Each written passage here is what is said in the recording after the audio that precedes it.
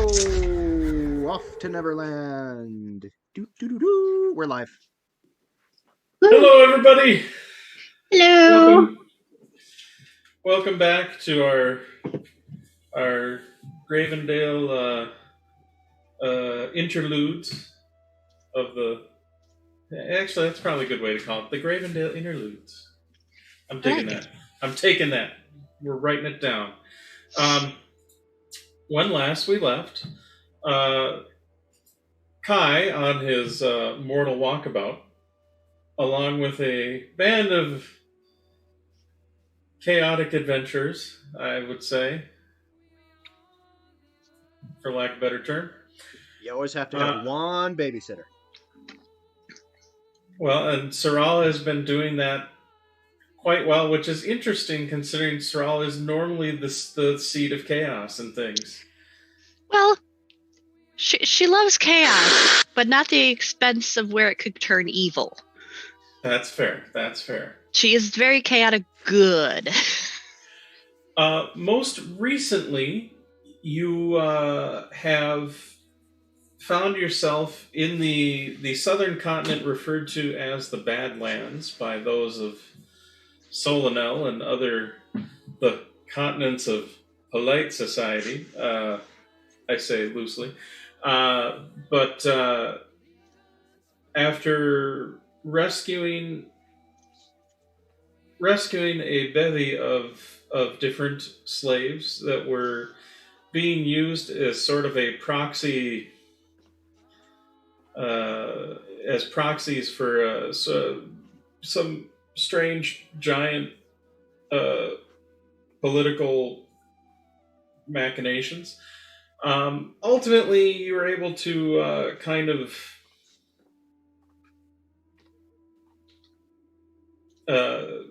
you were able to kind of set things right and free the slaves that were there, but you also tended to discover that there are still part of the reason why these giants had such an odd political system that seemed to work to some extent is because there are still bits and pieces of the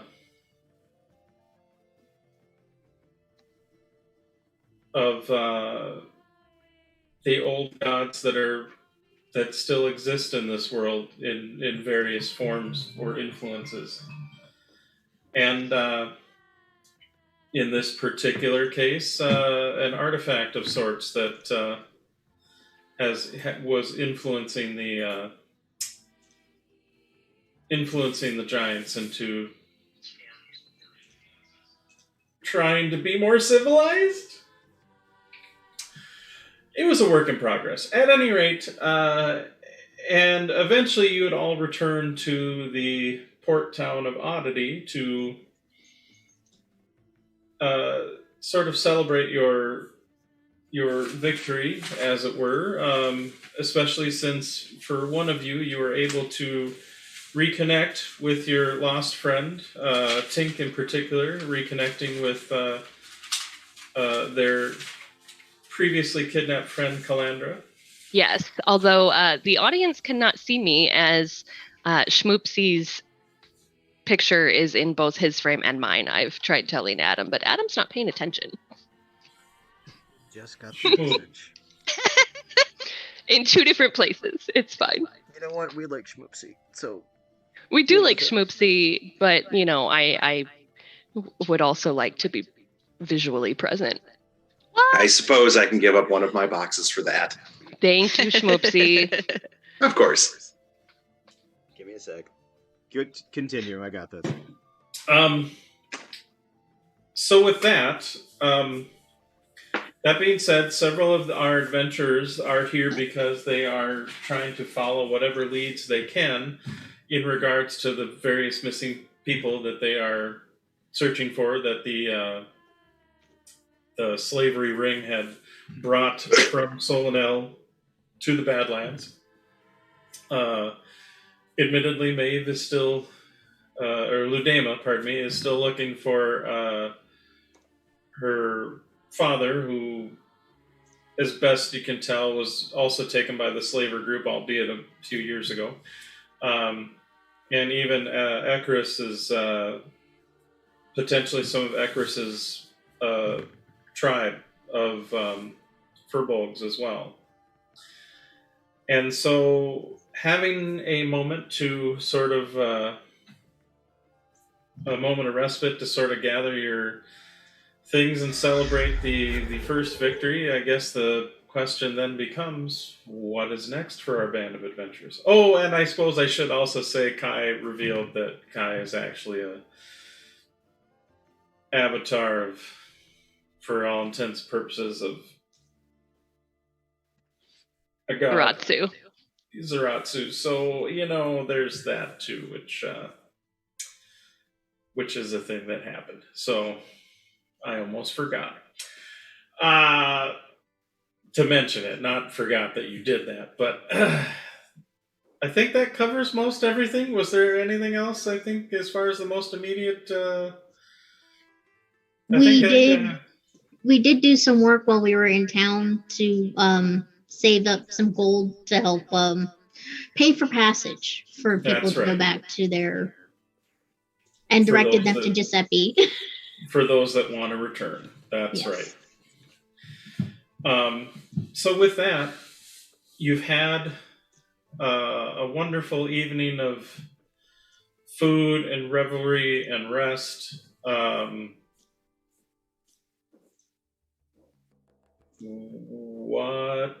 What is the next thing that you would like to do? Like, where do you want to go from here? So real quick, because after Kai had done the big reveal, that sent Ekrus into an existential spiral. So after some time, I don't know how long Kai would kind of gauge it based on Ekrus's behavior. Kai would try to go speak with him privately. Okay.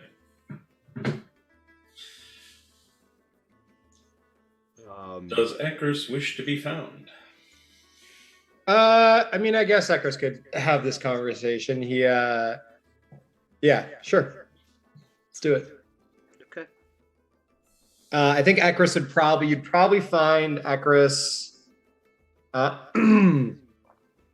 because he was selling his healing stuff. So if in that time frame, he was selling his services as a healer. So he would probably be somewhere in like a town's square, or some easily found place, so that where he set up a little kiosk, like healer, like the doctor is in from yeah.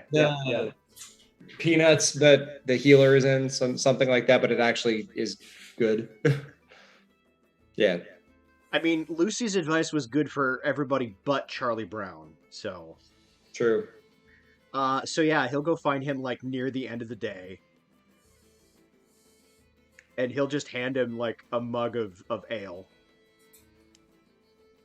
Ekrus would take that. When you have a second, I would like to talk. Ekrus would flip the open to closed and step away for a moment. The healer is out. The healer is out. Sorry, that's just amusing the hell out of me. Alright, I gotta step away for just a moment because the dog's going crazy. Please continue. So we'll RP this out while you step away. So kind of walking towards where the was it the Silken Strand was the name of the inn? They'll do the classic walk and talk, sipping on their mugs of ale. I understand to some degree, I understand where you might be having some crisis of faith at this point, and I wanted to ask how you were doing with that. Crisis of faith. I wonder if faith is all there is. Because if you are here and not in a position to be granting me my abilities, which I clearly possess, I wonder if it's faith itself and not necessarily the God itself that grants me these abilities. And that is a different thing than I have thought my entire life. Is it belief in the entity, or is it belief in the ideals that the entity represents? That I haven't sorted out yet. Well, on my experience, oftentimes it is the philosophy behind the entity that matters more. If something good comes out of something, regardless of whether or not that entity is there or fails, what they represent is more important. I think I would agree. I never followed, is it appropriate to say you at this point? But it feels strange because you're my friend, and I never followed Zaratsu because I felt compelled to do so. I followed Zaratsu because Zaratsu stood for things that I believed in. And I suspect I am your friend because I stand for things that you believe in. Exactly the same. So what is more important? What is the commonality there? The things that we believe in. What's more important here is that you believe in something. That's where your powers come from. And you know, I never doubted that. I never doubted that my belief, rather, I just didn't know where the powers came from. I just hope that you continue to believe. That's it. I think I will. Good. Claps you on the shoulder. And probably amble in companionable silence or conversation on the way out the rest of the way back. Knowing Ekrus, because he, up until last episode, if you will, had a stutter until he touched the throne of whatever. Yeah. He is very comfortable in silence. So I would say probably the walking in amiable silence. Sounds good.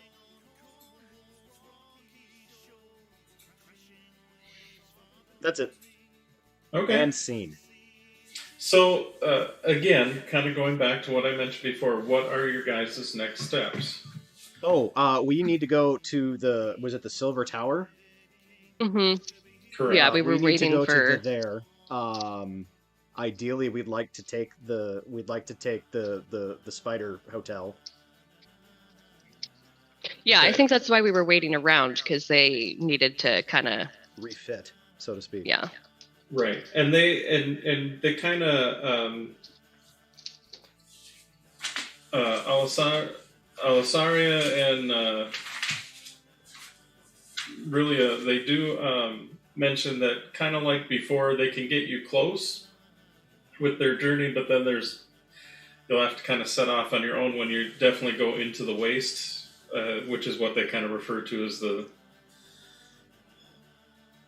this world's sort of version of the sort of Sahara meets the Gobi Desert kind of thing.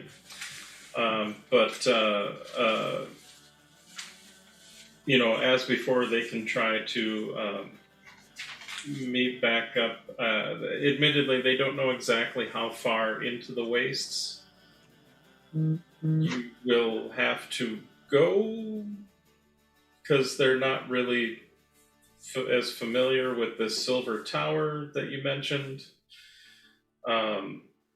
Not really necessarily knowing a whole lot of what that's all about, but But they're definitely willing to help with everything that's happened and everybody's impact to the town and whatnot. So they're definitely willing to help, but they would suggest you not knowing exactly how far the trek would be in the desert. You may want to gather some supplies or whatnot.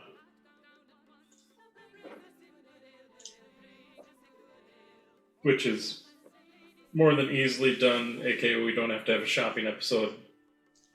Anything in the player's handbook, feel free to purchase. Do the thing. Basic supplies, food, water. Right. So I know you said it was more like Gobi Desert, which is not a Sahara. It's more of a dirt desert than a sand desert. Well, Gobi in the terms of colder temperatures, a lot less hospitable. Well, is it a gets fucking hot during the day and fucking cold at night situation? Like, is this a warm weather gear and cold weather gear? I mean, like most deserts, yes, it's usually hot during the day, cold at night, due to the stock up appropriately. albedo effect. Albedo, however you pronounce that. But yeah, due to the effect of the sunlight reflecting off the sand, yes. I will start utilizing my squire. Cross? Right, you're a squire. Cross. I forgot you had a squire. I will start utilizing my squire to kind of run some of the errands and whatnot, largely to kind of school him in how to prepare for an adventure like this. Sure. Such that at some point when he's off on his own, he can do the things. Do you want some, like, pack animals, or... I guess my question is, can we take pack animals on to the giant spider?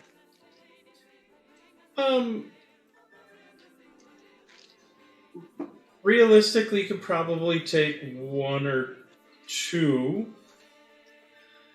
And we have a donkey. You know, they We have a horse, Saral. Where the bleep is my horse? I thought your horse was back in Sol. No, did you sail with the horse? We sailed with the horse. The horse is somewhere around here. Can we have my horse oddity. and put some damn saddlebags on that? Let's do Or Ichabod and then like a donkey.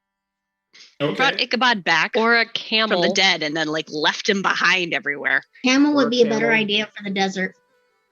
Camel. We'd look for a camel. Tink and Calandra go to acquire a camel. Okay.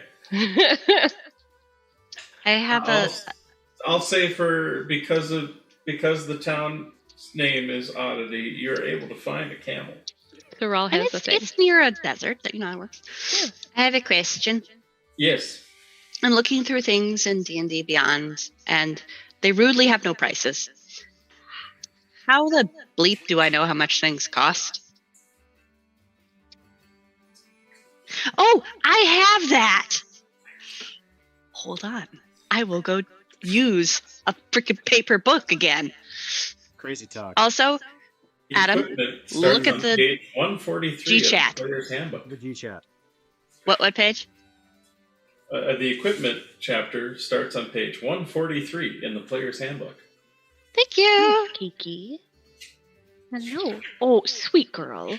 I barely moved I my can't hand. have closed captions until you, as the person who manages the Zoom, allows them to exist.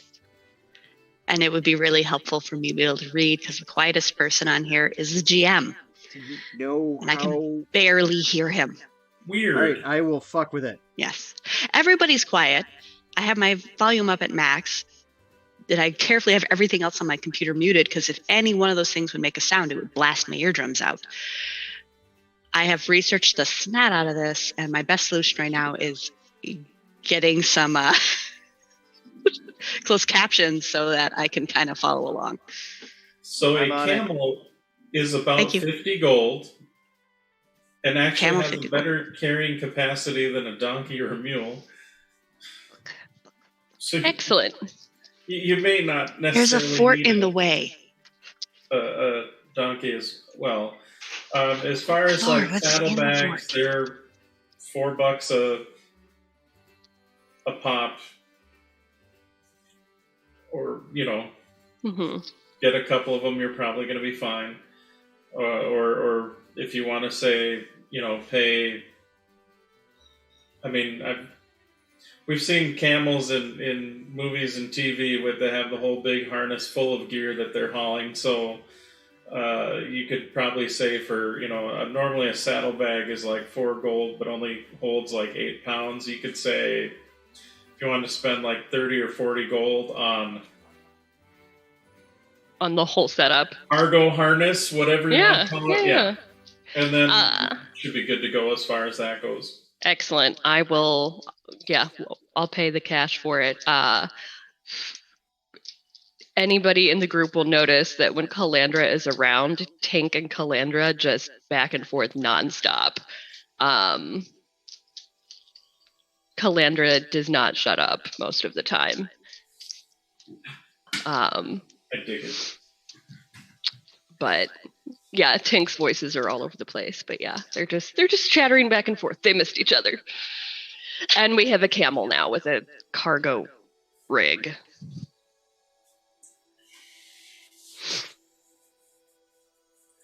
That works. It's 50 for the camel and 30 for the rig. So I may have to. And if you want to worry about feed for, it's like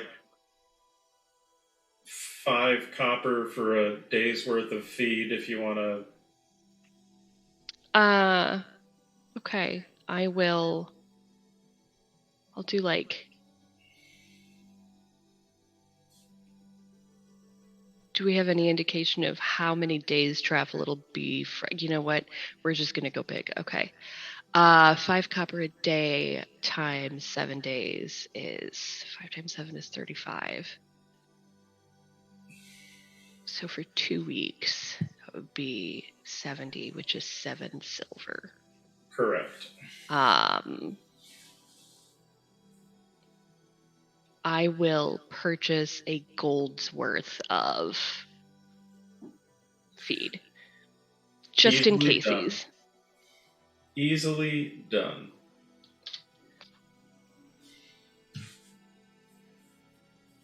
Okay. Really, Doc? Really? Okay. I'm purchasing some feed for Ichabod too. Okay.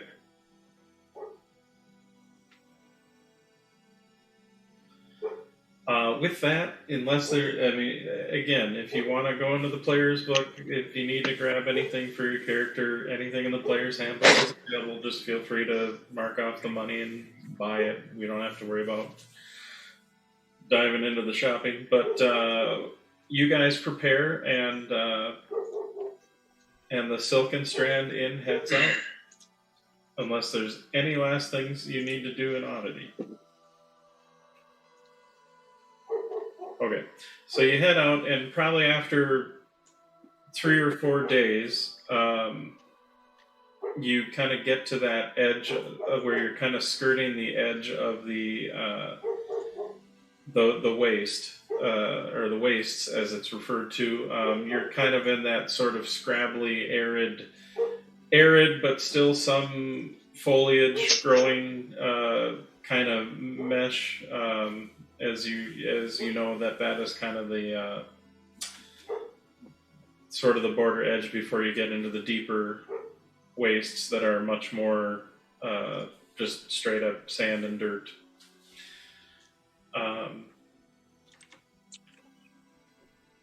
And you then depart and proceed into the desert.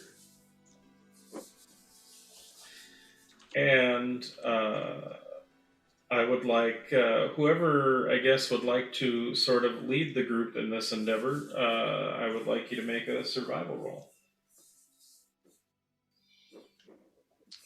So who would like to take... I'm decent at survival. Okay. I will say Eckert has a +8. I will say Better Fenrir than you. is willing to aid to give you advantage. Does Schmoopsy, do you have more than a +8? I do not have more than a +8. No. Mine's just a +2. Mine's at a +5, but damn, +8 is fantastic. All I have right. a +6. Oh. All right, with advantage. Well, with advantage, we got I got a nat 20. So 28. Hey. Woohoo! Okay.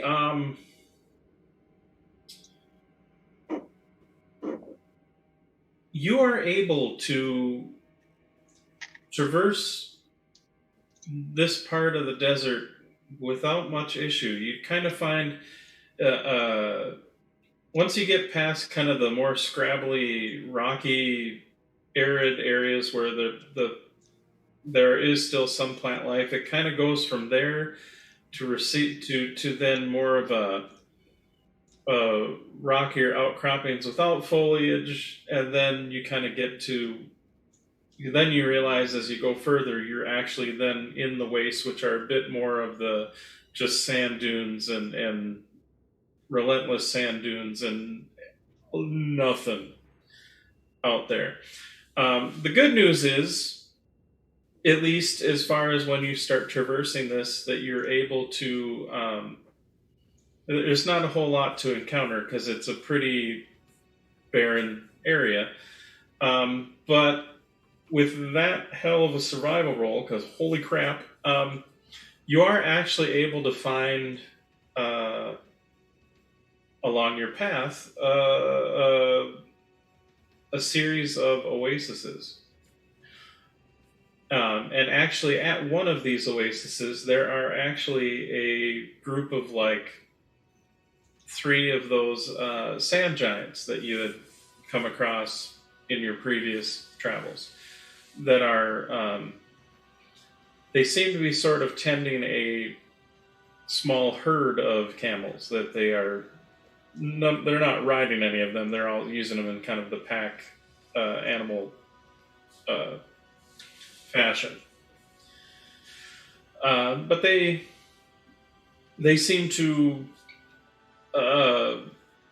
cautiously, allow you to approach, and ultimately after niceties are kind of given, and they kind of recognize you all a little bit, like they seem to have seen you before from when you're in Kaltoris. And ultimately they are able to kind of steer you in the direction of where you ultimately, probably the best sort of path or route to take to get to what is referred to as the Silver Tower. And so with that, you continue on your journey, and I'd say you probably should be good to go on captions right now. And I have to find a button. And I would say it's about a week's journey through the desert. Give or take a day. When you see, as the sun rises, because you usually travel kind of around dusk and dawn to kind of help protect from the worst of the heat, as the sand giants suggested.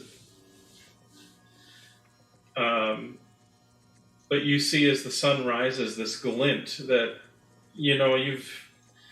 at first you're like, swear to God, it's just another mirage, because you've gotten that so many times now that you're kind of, at first they were exciting, then they were like, oh my God, another one? Like, you just, as you get used to the routine, and can understand the stories now of some going mad out in the desert, chasing the mirage off in the distance and ultimately to their doom. But you notice this kind of this shine coming as the sunlight hits it. But what's weird is that it doesn't seem to be shimmering on the ground, which is where you've typically seen the mirages from before, the shimmering, but actually it seems higher up in the sky.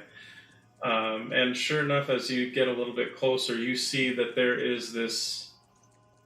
I think with as we're approaching like the shimmering, I think Ekris is going to point it out before others kind of make out that it's weird. And with that high survival roll, I'm assuming that's like he notices it first and is like, hey, that's probably where we're going. And we'll probably be explaining to this individual. So like we're not caught unawares by any, like nobody's caught unawares by anything in case shit goes down as we get closer to it. Okay.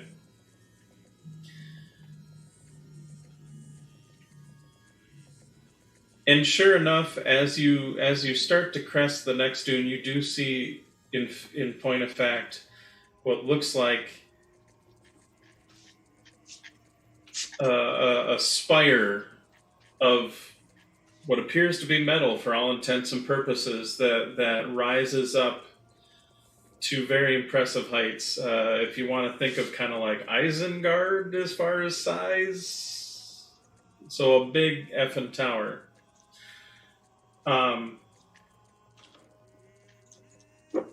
That being said, what is everybody's passive perception? I've got an 18. I have an 11. What was Kai's? 15, 1-5. Okay. I am sorry I missed that there was a roll. I'm still trying to find where the darn CC if button there's is. not a roll, it's to your passive perception. What is your passive perception? I can give you that. Give me a second. 18 for Ekris, if you didn't catch that. Okay. 15 for Saral. 19 for Ludema. Wow. All right. And sorry, Tink, what was yours again? 18. 18. So for Tink, Ludema, and Ekris. As Ekris, as you're kind of pointing everything out and kind of touching base with everybody, you kind of notice that sand is constantly shifting with the wind and breeze, but you notice kind of an odd shifting to the sand around you, and you realize, and it takes a moment, but the three of you start to realize that this isn't just normal like breeze blowing sand around. This is something else. And so for you three,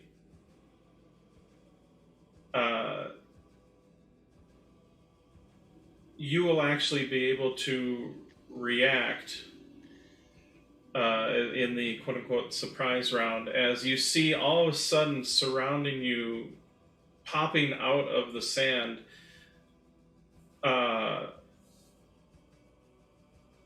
probably a dozen or so of these what could only be described as humanoids made out of metal and fiber and with maybe underneath some fibrous material, aka if you've ever played an Eberron game, what you would kind of think of as a Warforge. But you see several of them pop out of the sand, kind of surrounding the party. And we're going to roll initiative to kind of see, just to kind of get a little bit of an order on things.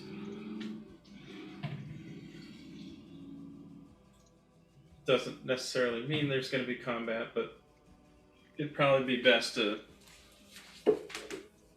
Determine the flow. Yeah. So if everybody can roll a niche. Okay. 21 with a +2. Okay.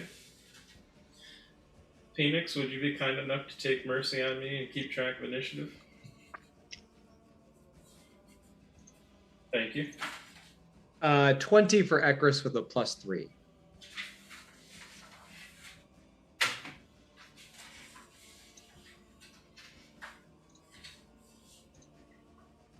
$20 for Kai with a +1.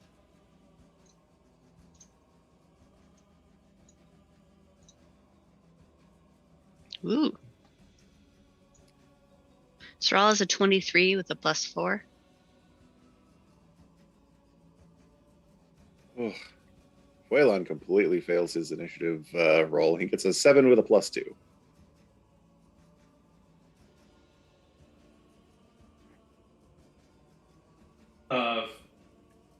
Fenrir, for what it's worth.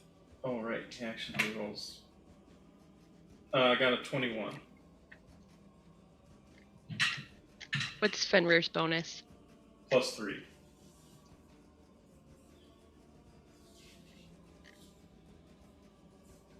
And for what it's worth, the Warforged go at an 8.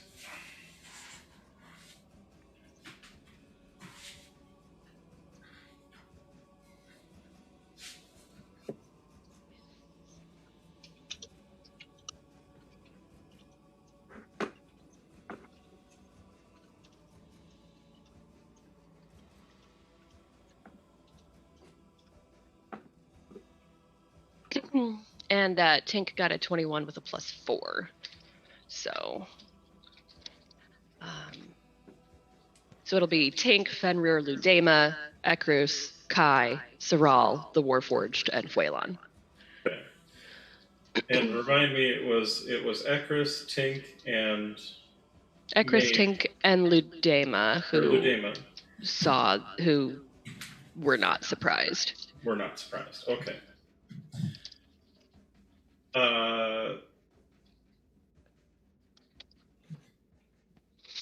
So we'll say for you three and the Warforged, at least to begin, which one of the three of you goes first? I do. Tink does. Okay. It'll be Tink and then Ludema and then Ekrus. Okay.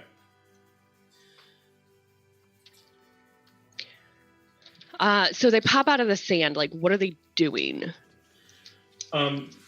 They have several weapons bared.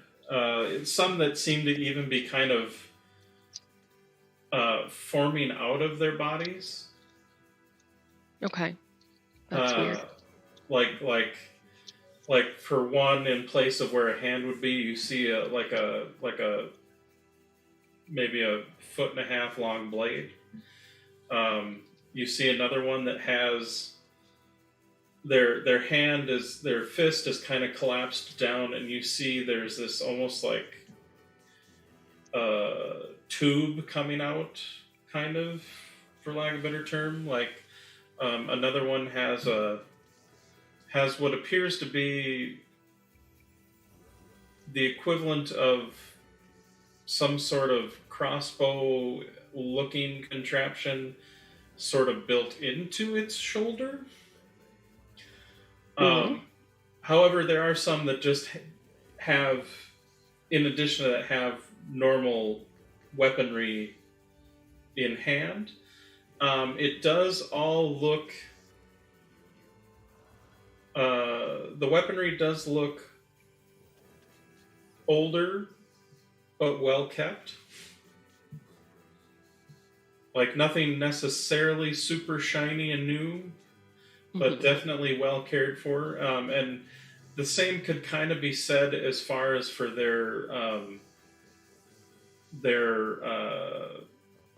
forms as well. Like the different metal plates on their bodies definitely look worn, but well cared for. Like they're not shiny, for lack of a better term. Yeah. Do they look like, obviously they're in an aggressive stance if they're popping out of the snow and have weapons out? Can I tell if they look like they're gonna attack or if they're just trying to be intimidating? Go ahead and make an insight check. However, I'm gonna say, because this is the first time you've come across these things, and I'm gonna say with disadvantage. That's fair. Oh man, that was a nat 20. Still a 23. Okay. I rolled a 15. I have a +8 to my insight.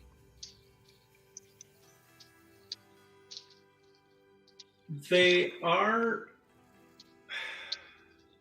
I mean, they definitely have a threatening posture. They are definitely on guard, Mm-hmm. but you kind of get the sense that like it may be a little bit more of a defensive posture, just because they could have attacked you through the ground, but they just decided to make their presence known. Okay. In a threatening fashion, like that's kind of your takeaway from it. Gotcha. Okay. I will use my action to take the dodge action. Okay. And I will let out a Fenrir roar out of my little bird beak. And just get ready. Okay. That is what I will do. All right. That is Tink's kind of surprise around action as far as... and then did you say it was Ludema, then Ekris, or Ekris? Yes. Ludema and then Ekris. So Ludema, you are next. She looks at Tink and goes, and at the Sentinels, and just... She wants to ready a firebolt in case it needs it. It's a cantrip, so it doesn't take a whole lot. Sure. But at the same time, she wants to... It's a case of... Do they understand common? Like, are... This is something... Now, I will say that you do remember vaguely seeing a similar looking creature in Oddity, but they were like maybe, but you don't really remember other than the fact that they kind of stuck out because they do have a very unique appearance, but you don't really you never interacted with that person or anything, so you have no idea. It was just someone you saw in It's like the cantina scene in Star Wars. You see these odd creatures in passing, but you didn't really spend the time to interact with them necessarily. Well, since they all popped out of the ground around us and in this aggressive but defensive posture, I just yell out, "Hello? Can you understand us? Can you understand common?"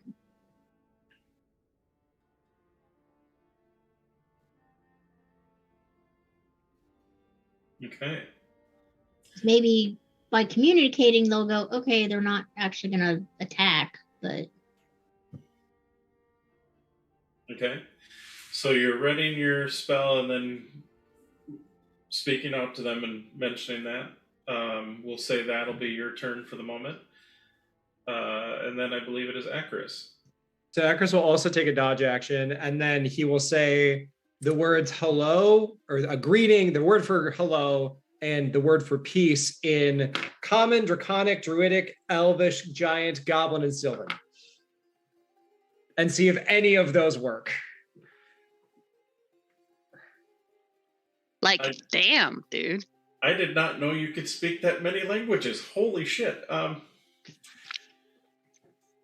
Dude, that is fantastic. we did all just pick up Giant. I'm just right, but all the other ones, for God's sake. But I didn't know you had the rest of those languages. I knew you had. I only have 5 languages. Jeez. Honestly, I'm just one I just got. That's an impressive polyglot right there. Honestly, I'm now imagining all of those words being spat out in the course of a single round, and it's just like rapid fire machine gun words. That's why I said 2 words, basically hello and peace, rather than saying hello, we come in peace, because I would not be able to get through that amount of time. Too much conjugation. Now canonical in my head that Ekris, when he is trying to make peace, lays out beats like Busta Rhymes. Just you and we'll say then you kind of say that to all of them, and you see they all do kind of stop and look at each other a little bit, and you see one of them kind of looks back to you're guessing would sort of be their leader, maybe. Kind of hard to tell. I mean, they all look fairly similar. This one has, though, like a belt. Looks like a leather belt with some pouches on it, which is really, now come to think of it, about the only affectation of any kind in terms of like clothing, for lack of a better term, that they seem to have on them. But you see that the one kind of walks up and approaches you, Ekris. And then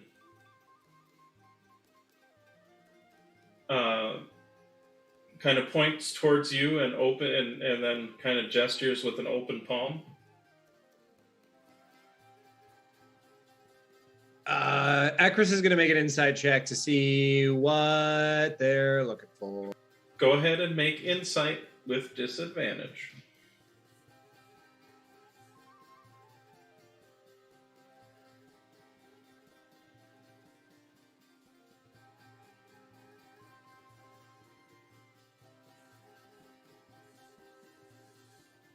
Okay, I got a 12 and an 18 on the die, so total of 20. I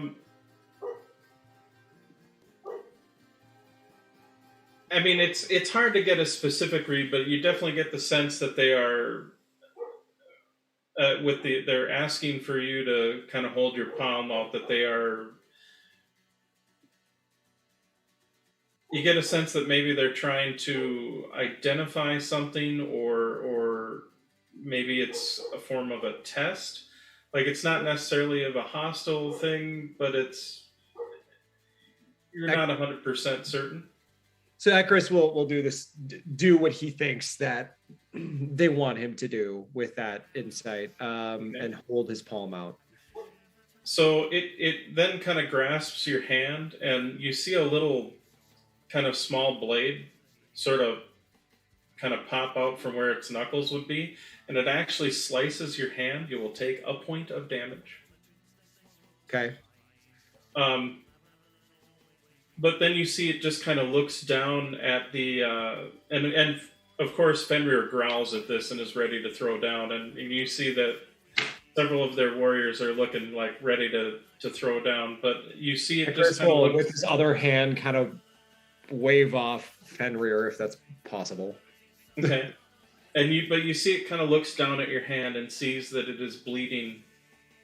And then, you see the little blade kind of shrink back into its arm, and it also kind of raises up its hand to the rest and then kind of lowers its hand down. And you see all of them kind of go back from their offensive stance and kind of go to a more neutral standing. And in a very broken,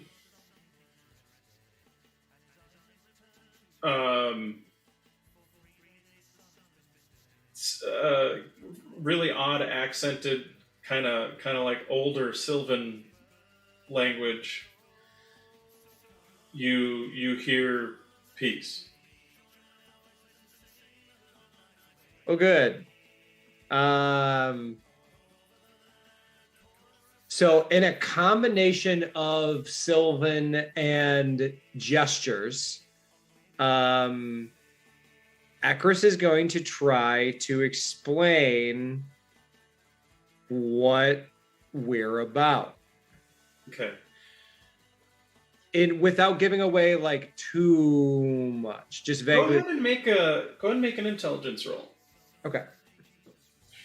I don't have dice with me, so I'm having to use like a digital dice roller, which is fine. Annoying. However, you use D&D Beyond or a digital dice roller or whatever, it's all good.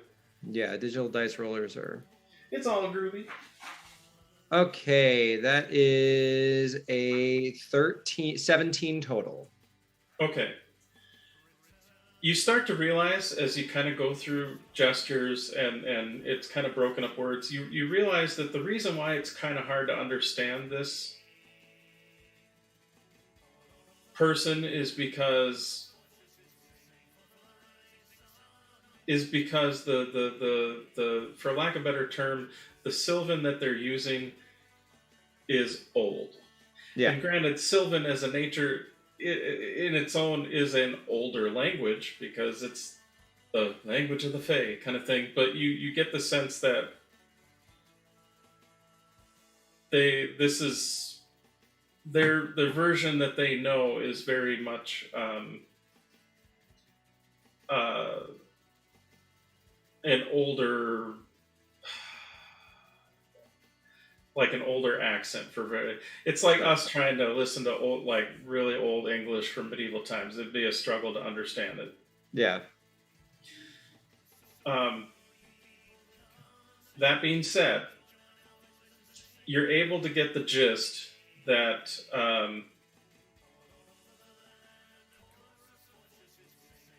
they are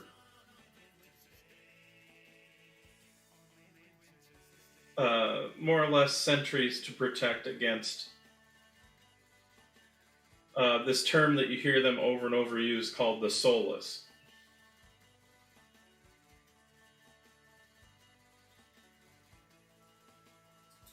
And so, Saral, you're also able to kind of, since you do speak Sylvan as well, you're able to kind of suss out the conversation as well. If we've moved beyond doing turns, yeah, this seems to have taken. Saral would have, as soon as they started speaking, and like she understands Sylvan, but my plan had been to cast tongues. Well, and Saral, you actually have an easier time understanding it. Well, then I don't need to cast tongues. 10,000 plus years old, Saral. You know this version. You know this dialect. And that would be the primary reason why. Okay, well then I'm not going to cast tongues, and I'll save that for another interaction. That's one of my new spells. Nice. Does Saral interact other than just listening? She would interact. I made the mistake of I'm getting ready to go. My sister-in-law brought food for us, so I was going to go up and grab some.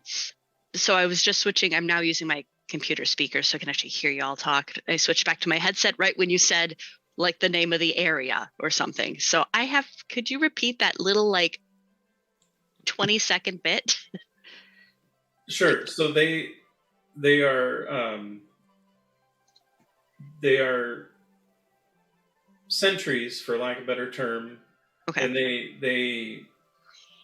they ask several questions regarding the soulless and making sure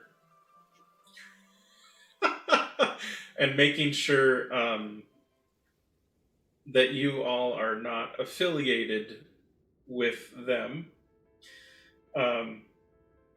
You get a sense that the soulless is what they are maybe referring to as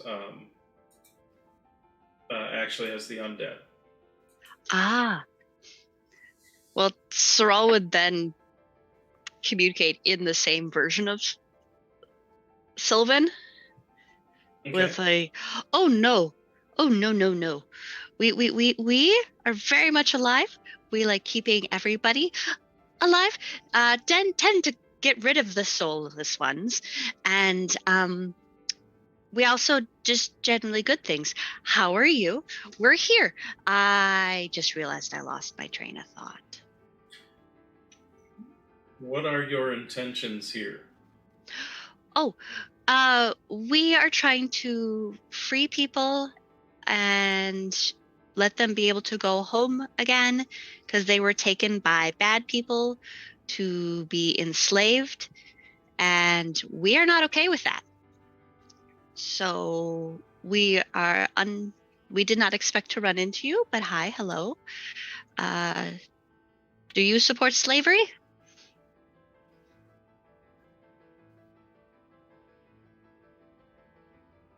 Wow, what is your political affiliation?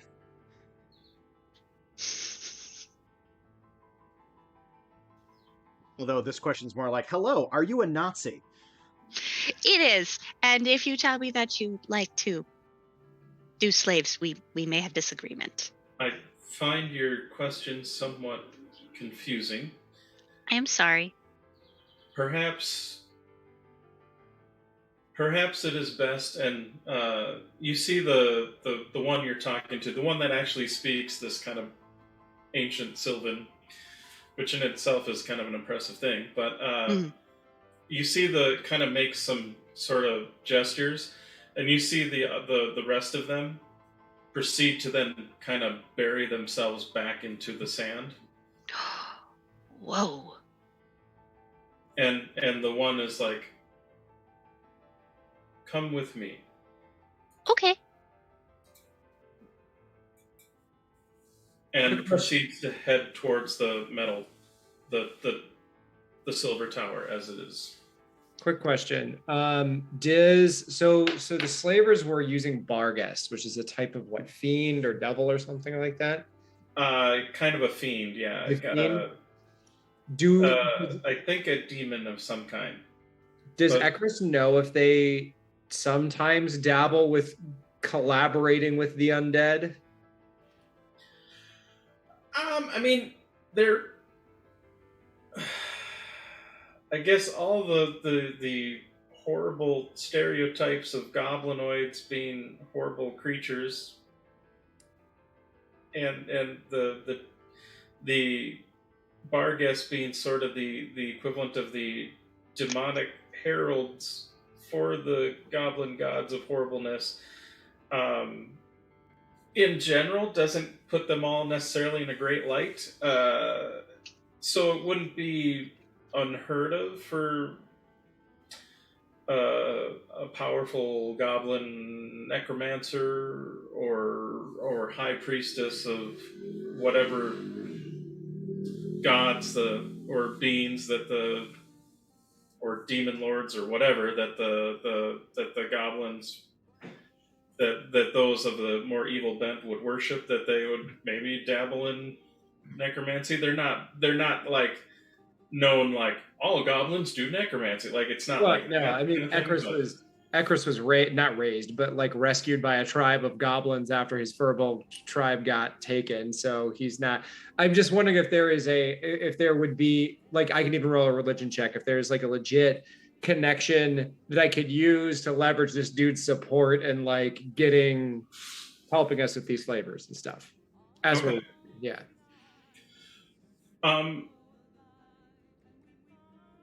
So there's not, I guess there's not like any sort of direct connection necessarily. So it's not. Right. No, it's all good. I just thought it was worth asking. Sure.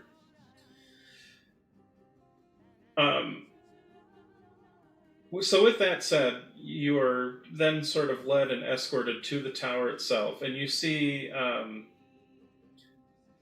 as you approach and get closer, it definitely looks like a tower made out of metal, not silver necessarily, although judging from the constant sort of being polished by the winds of whatever, that it definitely, some areas definitely do have a sheen, which could kind of lend itself to the description, especially from what you saw with the shimmering image. It is an immensely tall structure, probably the tallest any of you have ever seen in that regards. If it was put in the Grotto of Oddity, it still stick up way past the top of the cliffs, with height to spare. So it's, you guys have seen Lord of the Rings, you get an idea as far as the size. And you see that there are many of as you near and get closer, there are many of these kind of automaton-esque beings busy working. You see several are building what looks to be like stone ramparts and walls surrounding the tower. And in fact, and you see some are working on There are some forges going where they're working on crafting, looks like weapons or armor. Like you see one of these beings has a couple, like, is getting these armored plates, kind of like thickened armored plates attached to their torso, and it's like, and kind of hammered into place. So they're definitely busy. It's very interesting, and you see they do kind of take a passing glance towards you all as you approach, but they then kind of continue on with their duties. Like, they don't necessarily seem too shocked by it, at least as far as you can tell. But the leader of that band kind of brings you inside, and you see there are even the internal structure of this place. There are it's built primarily of metal and stone, and it goes large chunks of the tower even seem to be a bit sort of hollowed out, and you see so probably for a good 100 feet as you look up, you see a relatively open chamber where it looks like there are these staircases that seem to kind of go back and forth and sometimes interweave in between each other a little bit. As you see, looks like different, almost like small buildings that are like built into the sides of the tower. Like, it's a fairly immense structure. And you see this leader kind of looks back towards Ekris and Thrall and says, I believe it would be best for you to meet the Maker. Okay. Thank you for guiding us. Ekris gives his thanks as well. And so leads you up a maze of different staircases and little hallways as you kind of look down, but eventually brings you up to a section of the tower relatively near to the top. So it's kind of exhaustive, but and you enter into a fairly large circular workshop, for lack of a better term.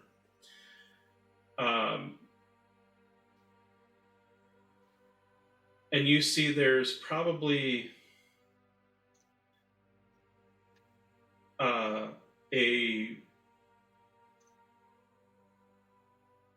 I'd say a row of 10 more of these, well, I'll just call them Warforged for now for simplicity's sake, just kind of standing in a line, kind of stock still. Although it almost kind of looks like their heads are kind of almost like flip top open at the jaw, almost like it's been unhinged a little bit. And you see this older gentleman, grizzled, looking kind of a hunched back sort of human, hunchback due to age, and just shrunken, kind of shriveled old man with a long, scraggly beard and very unkempt, sort of wispy white hair and beard,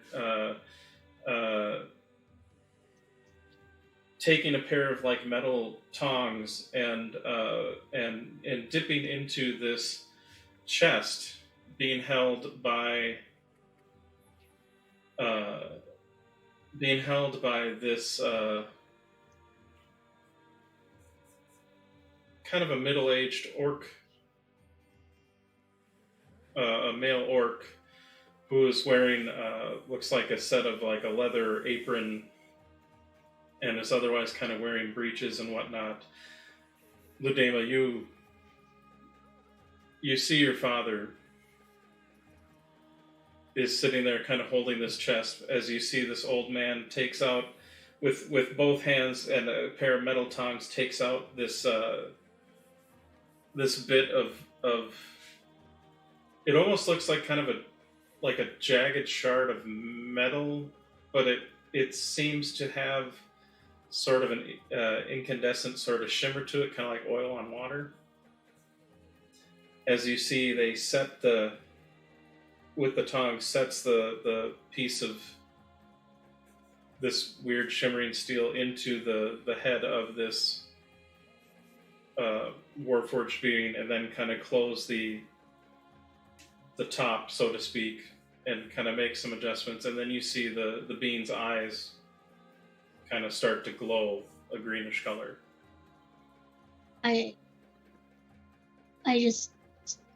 squeak out, Papa?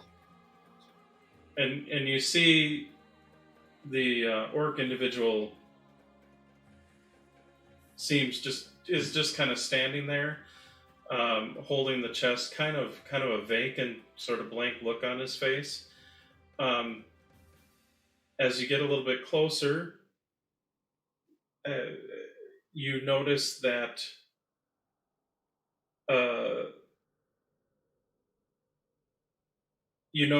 your father's left arm is no longer made of flesh, but it looks like it's a kind of metal and fiber, very similar to the Warforged beings. And you see, just kind of stares there, kind of vacantly. He does not even turn to look at you. I get closer, like I go up and I push on him. And when you do, he just kind of looks down at you. Again, just kind of a vacant expression. And then kind of just proceeds to look back up and just kind of stare off, kind of doing what they were doing before. You do hear the old man, though, kind of bop your hand with the tongs a little bit, which stings a little bit. It's kind of unnerving, but it's like, don't touch the sacred artifacts. They are not for your kind. I whirl on him and say, that's my father. He was kidnapped 2 years ago, not some artifact.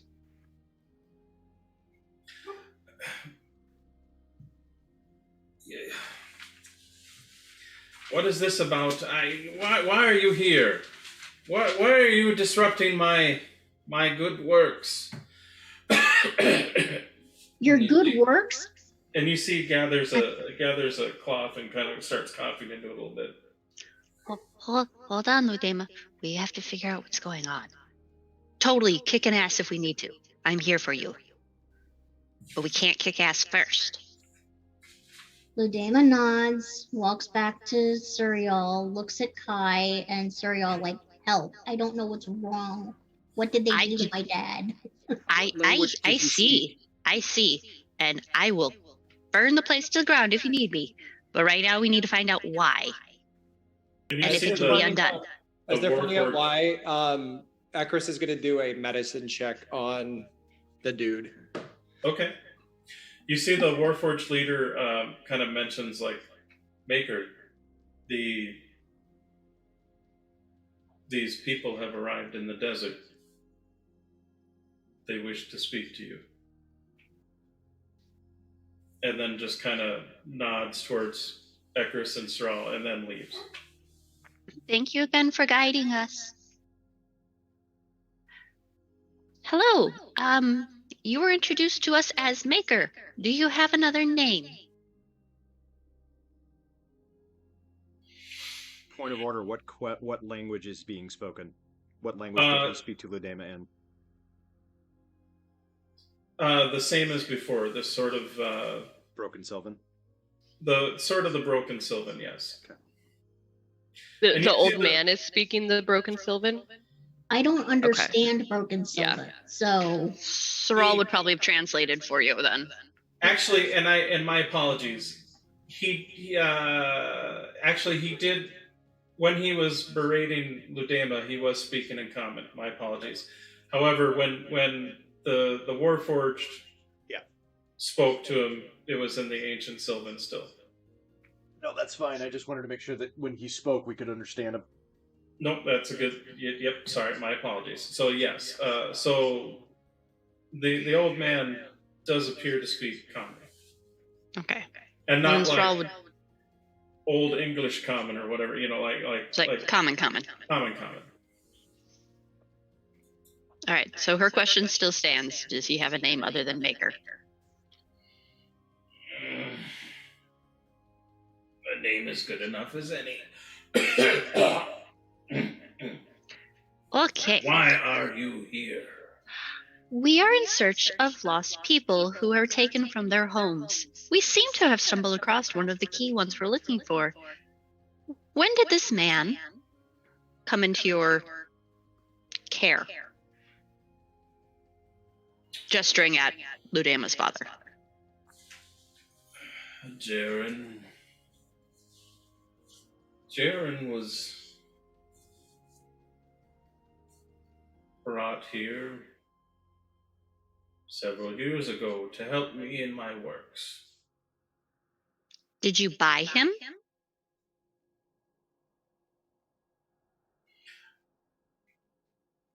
What does that matter? He is here.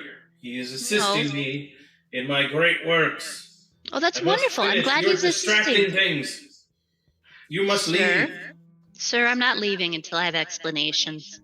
You don't know me very well, then I ain't leaving. So, why does he not respond? Why is he dead inside? He's not dead inside.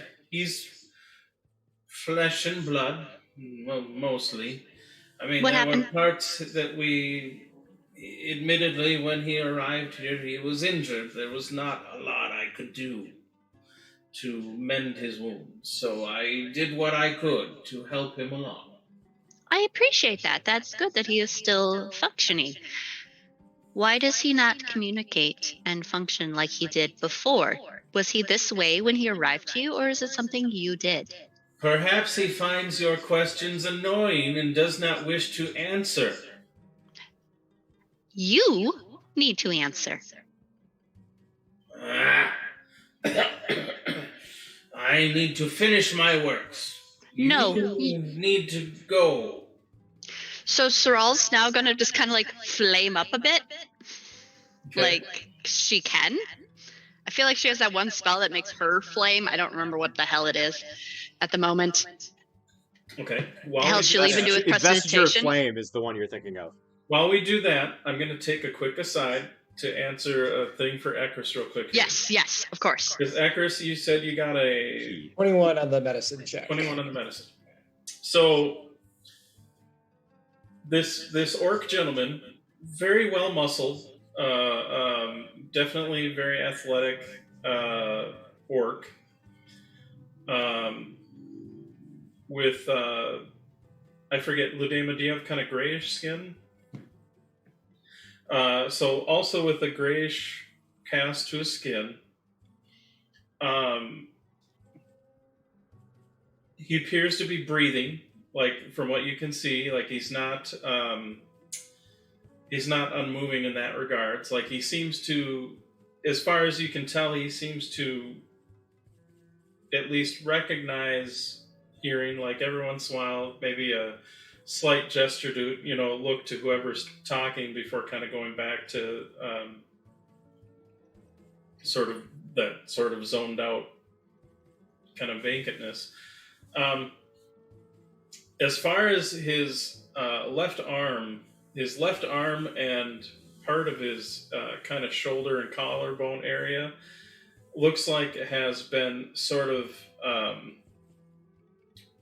embedded or merged with this kind of, for lack of a better term, Warforged mechanical arm sort of thing.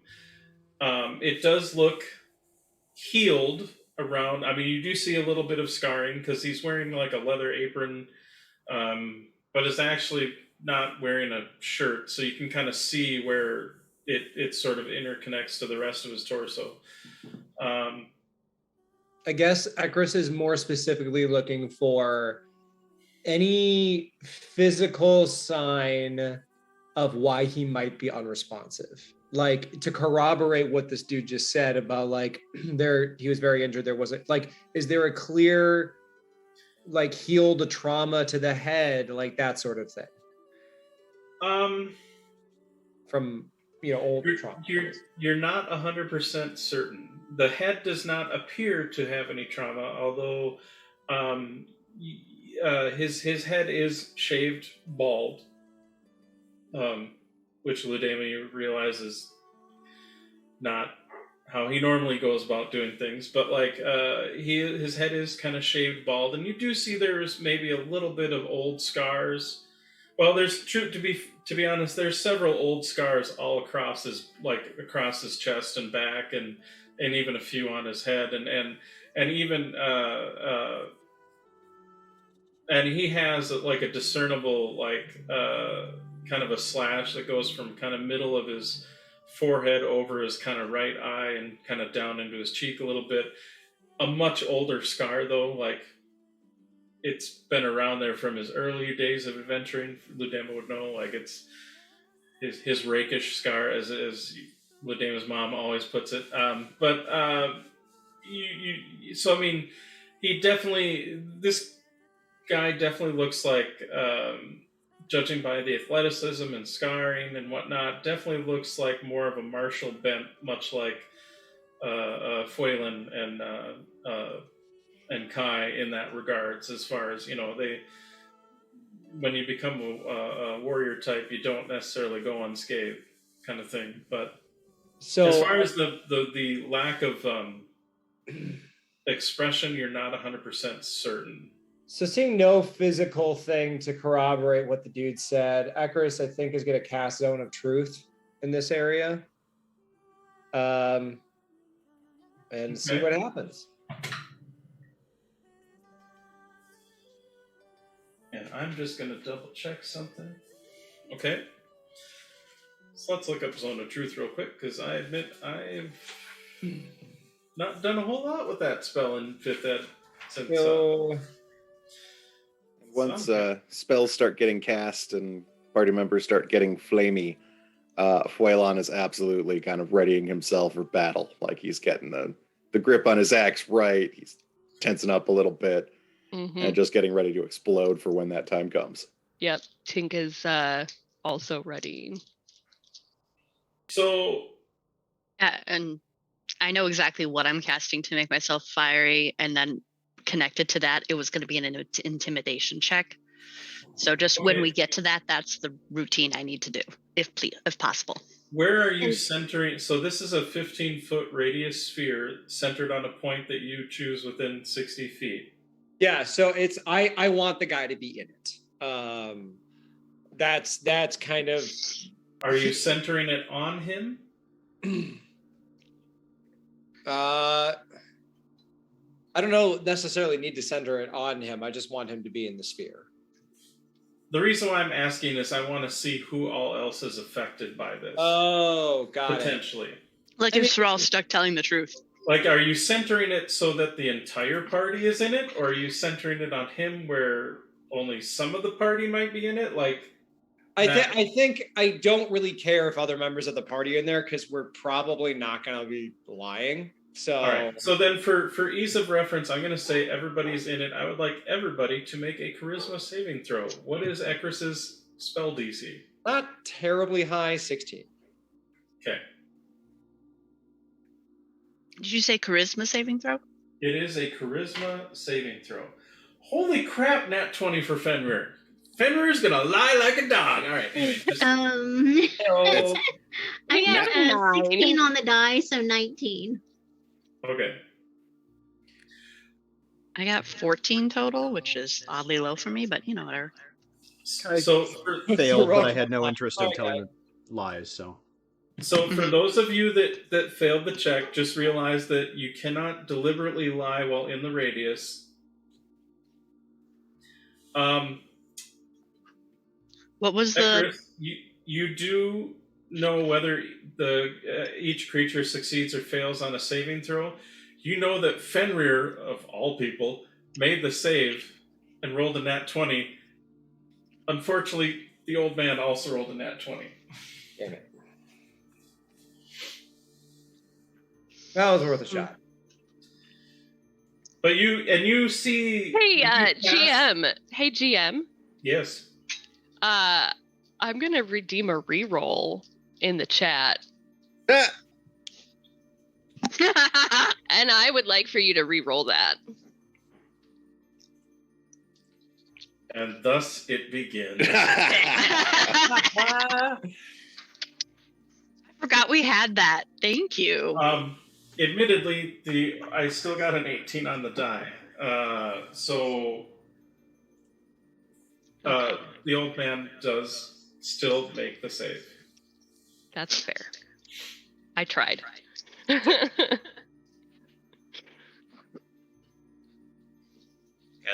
As the stream producer, I'm gonna put a kibosh on shenanigans of you can spend it on one roll. Right. Yeah. You don't get to. Yeah, I'm not gonna keep. Multiple, gonna keep not just doing you, it. but like multiple people can't be like, no, Brian, you need to re-roll the same thing. That's like fair. one Right, person can buy You get one chance. re-roll per. I'll reroll Per that. roll. That's a good clarification. So just Yeah. as stream producer, I'm like, that's just gonna get too fucking crazy. Also, as somebody that is eventually going to be GMing with these rules, I want to put that in place now. That's fair. It seems good. That's fair, especially with how cheap that is, because I could just keep doing that forever otherwise. Oh yeah, me too. They have so many channel points. Yeah. Right? So many. Anyway, but I digress. So Ekarith, you do know that the spell that didn't necessarily take on the old man, you do see he kind of watches you sort of cautiously as you're casting the spell, but doesn't. But you get a sense that maybe he recognizes that it's not necessarily of a hostile nature. Yeah, correct. And so doesn't necessarily do anything to stop you, but Sure. Okay, cool. but you see he keeps kind of coughing into his little... Maybe you should do a healing check on him. Can Saral do her thing? What is Saral doing? Okay, Saral is using a sorcery point to cast Fairy Fire without verbal components, so that she's fluffing herself up, and she looks like she's on fire. Nice big green, huge nasty ass flames, and she's staring him down and takes like one more step towards him, even maybe like hovering just a little bit so she can be at whatever eye level she needs to be, so she's not like talking up to him and stuff like that, and does a "You will explain yourself and the situation and why he is this way. Your work may be important, but each individual is as well. Explain yourself now." And I'm rolling an intimidation. Okay. I don't know if you can get like bonuses by being flamey and like things. No, you roll with advantage. You're So Did anybody else really want her to end that diatribe with Mr.? Mr. Yes. We can, but I'm afraid it might Yes. undermine her feistiness. But yeah, so she just will visually just look like she's erupting in flames. No spell was cast, that she's just flamey rage. okay. And I chose green because that sounded cool. So, intimidation, here we go. With advantage. Okay, that one wasn't bad. Oh. That one wasn't bad. Okay, let's try the Nice. next one. Okay, I liked the first one better. Okay, 22. Okay. He definitely does recoil back from you a bit, and kind of, in fact, kind of stumbles a little bit off of the, because he was on kind of like a little bit of a sort of a step stool, Mm-hmm. like a couple of steps on a step stool kind of thing, and kind of stumbles down it and kind of falls back onto a table, which you see there's several documents and a book and different components for crafting and tools and things of that nature. And he's just like,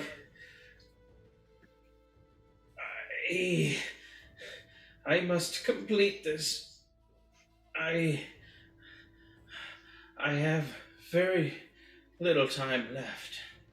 Come on, what's wrong with you? What the hell, dude? You. Oh. Sorry. Yes. Sorrel's whole goal was to knock him off balance because he seemed to feel he had too much power in his little space, and he needed to know he was not the one with the power in the room. It seems to have worked. Yay. I do not have much time left. I must complete my works. Your friend will be fine once I am gone. Once I am gone, he will be free to do as he wishes.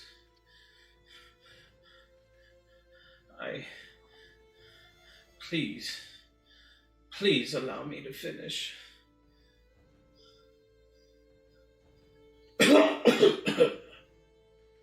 Set him free now. That was not our bargain. Pink will take another step forward and switches to a very deep dwarven voice. You are in a lot of trouble, young man. Just stares him down. Sorrel just kind of like, in her flaming glory, just kind of looks over like, young man? I Okay. get It works. the need to finish something before you go. But forcing a man to work for you against your will, or any creature for that matter, is not the way to go about it. I did not force him. He made an agreement. Udema has a firebolt ready in her hand and says, "That's a lie. I will defenestrate your dick with a firebolt if you don't let my father go right now." Udema, we don't actually know that he didn't make a deal beforehand. I do want to know why he is in like neutral robot mode if he's willingly working with you. I'm still hung up on defenestrate your dick, so... Yeah, we're going to stop that because the 8-year-old's now sitting next to me and I don't want to explain it. And she can hear everything and she's giggling over here because I gave up on this and I'm using the speakers. So I can we think not say that phrase again? I think they're old Eyesore enough to know what chaos. defenestrating is. I make no promises They said hi to you. that Tank will not say that again. Hi, Calebug. Yes, the Sower of Chaos is here and giggling, but she brought me more More food. So. Excellent. Ooh. Oh, by the way, I know this is totally interrupting the storyline, but y'all, okay, potato cake thingies, like the potato hash brown things, Yeah. with a slice of avocado on top, mash it up and add some salt and pepper. Holy crap, is it good? Sounds good. Oh, I need to do that now. Yeah. Like, Moving back okay, to sorry, our- digressing. Sorry. Avocado potatoes. Kai will move over to the old man. And he'll kind of reach down and pull him to his feet. And he'll look directly into his face. Okay. Set him free. And we'll have a discussion. Heck, I could help you finish whatever you're doing here, but I refuse to be a robot. I love magic things. I'm very fascinated by what you're doing. I would love to learn what you're doing, but you cannot be enslaving him.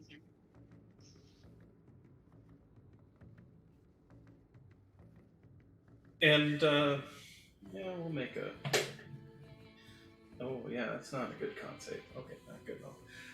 You see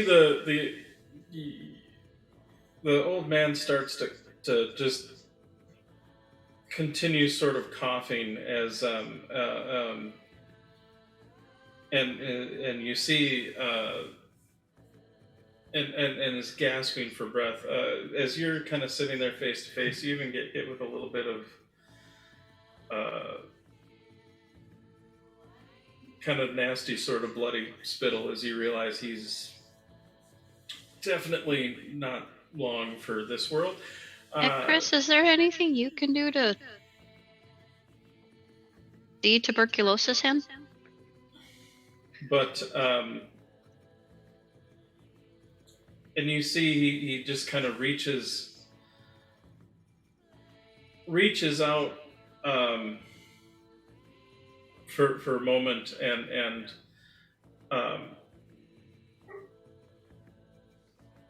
before kind of collapsing more or less kind of in your arms there, Kai, as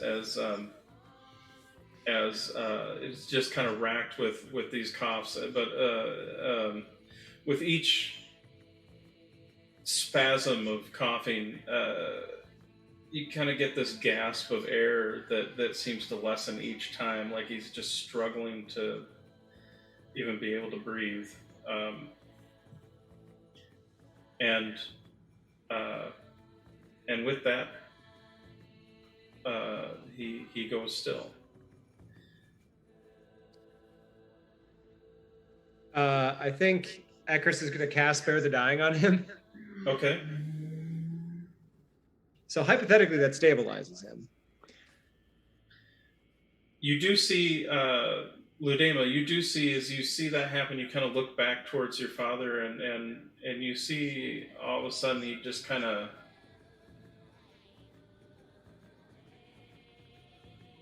starts to look around a little bit, extremely confused at all of you, because you do make an odd assortment of people with, you know, the sanest image being the gigantic guy in plate mail and the half-naked guy, but then dealing with, you know, a furbolg and a sprite-like fairy and a kenku and actually sorry and then, you know, a fucking direwolf and then his are a lot. eyes sort of set on you, Ludema, is like, and just kind of like looks at you confused and starts to almost kind of reach out, like to kind of touch your face, but then kind of looks down at this kind of warforged hand and is like,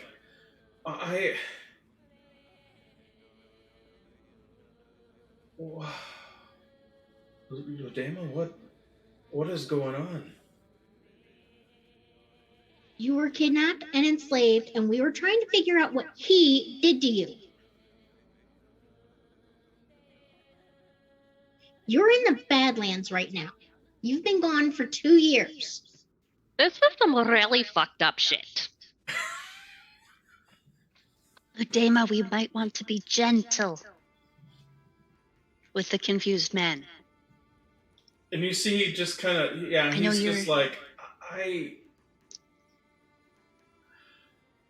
and then just kind of walks towards you, and then with his flesh arm just kind of gives you a big one-armed kind of hug as he's like, I am so confused.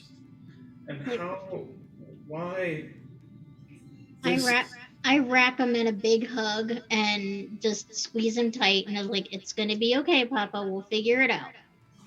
Meanwhile, Kai is going to kind of move the still form of the old man to one of the tables, not with like Warforged components on it, not with like the books and shit on it, and he's going to kind of like brush the stuff off and lay the guy out, kind of turn to Ekris.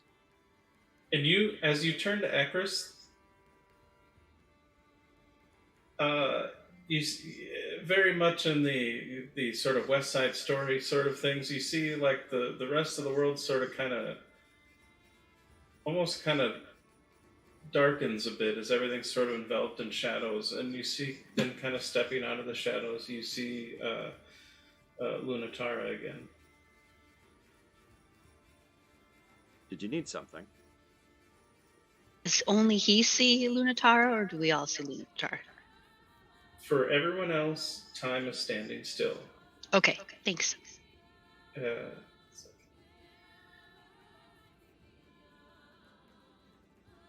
I admit,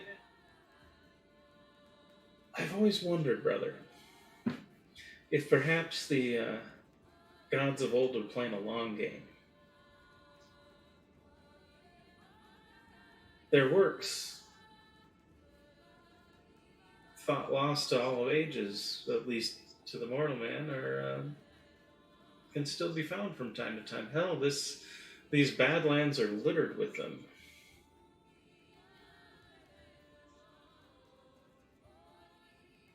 I mean, it wouldn't surprise me.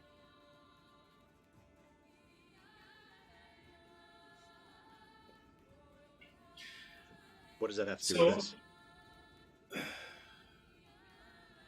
Well, this crafter, maker, as you will,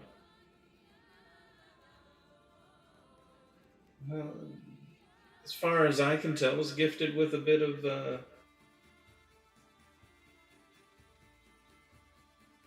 divine spark to bring back certain old traditions, as you can see from the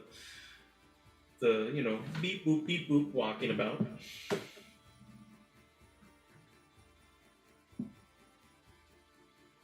I mean, well before our time, but, well, more or less.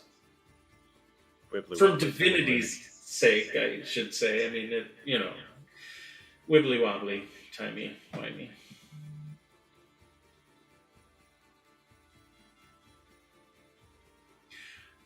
I must admit, I think with the awakening of Kotoban, it seems like all of these simmering little pieces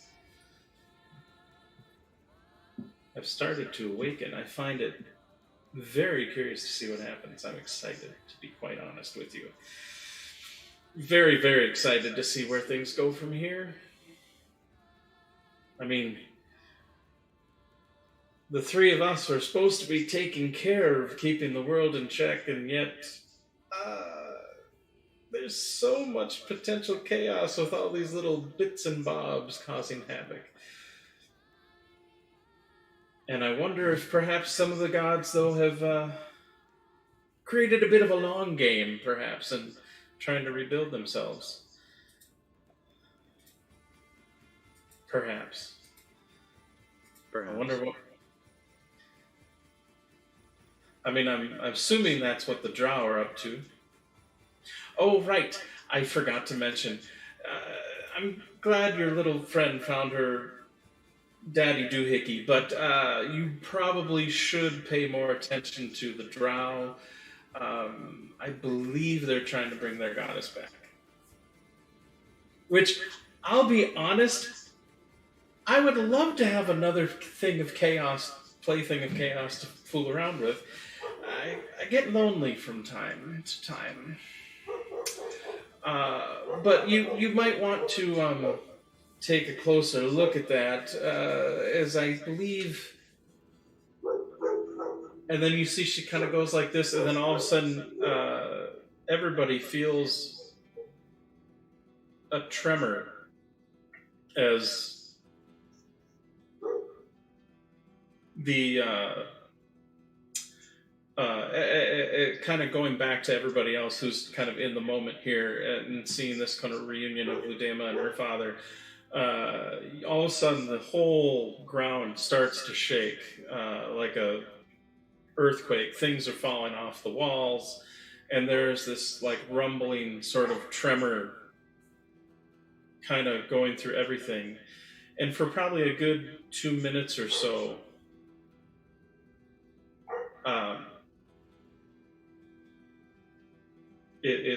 before it finally eventually sort of recedes. And then going back to the kind of the moment with just Kai and Lunatara. Oh, I believe they're getting started early. You probably don't have a whole lot of time left. However, as much as I love the chaos of having a new god to play with, I understand that, well, I feel we can't just leave it to fate to have another god of chaos show up. I feel that we really, to be fair, need to leave it up to fate. And so, since you are most likely the con to the pro of having a new god arrive, I will allow you to be able to at least have a chance to stop their, I guess, ritual from occurring. Apparently the Drow have had a lot of string of bad luck lately, so they've been trying to gather the old pieces of their god to put her back together, which has been an interesting experience to watch. I'm not gonna lie, part of me really does kind of hope they succeed. But I digress. I will be willing to bring you there.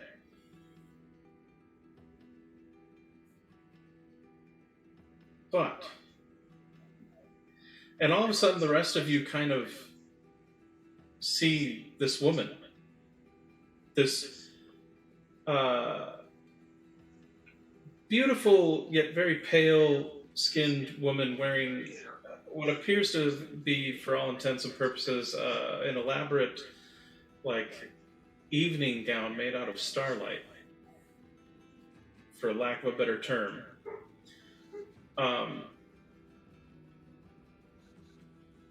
In fact, I'll make the offer to all of you, if you're interested. I will allow you to have your chance to stop this endeavor from happening. Kai can fill you in on the details. However, if you choose to do it, then you agree to a pact with me. Excuse me, but who the fuck are you? Oh, we don't say that to her. You don't say that to her.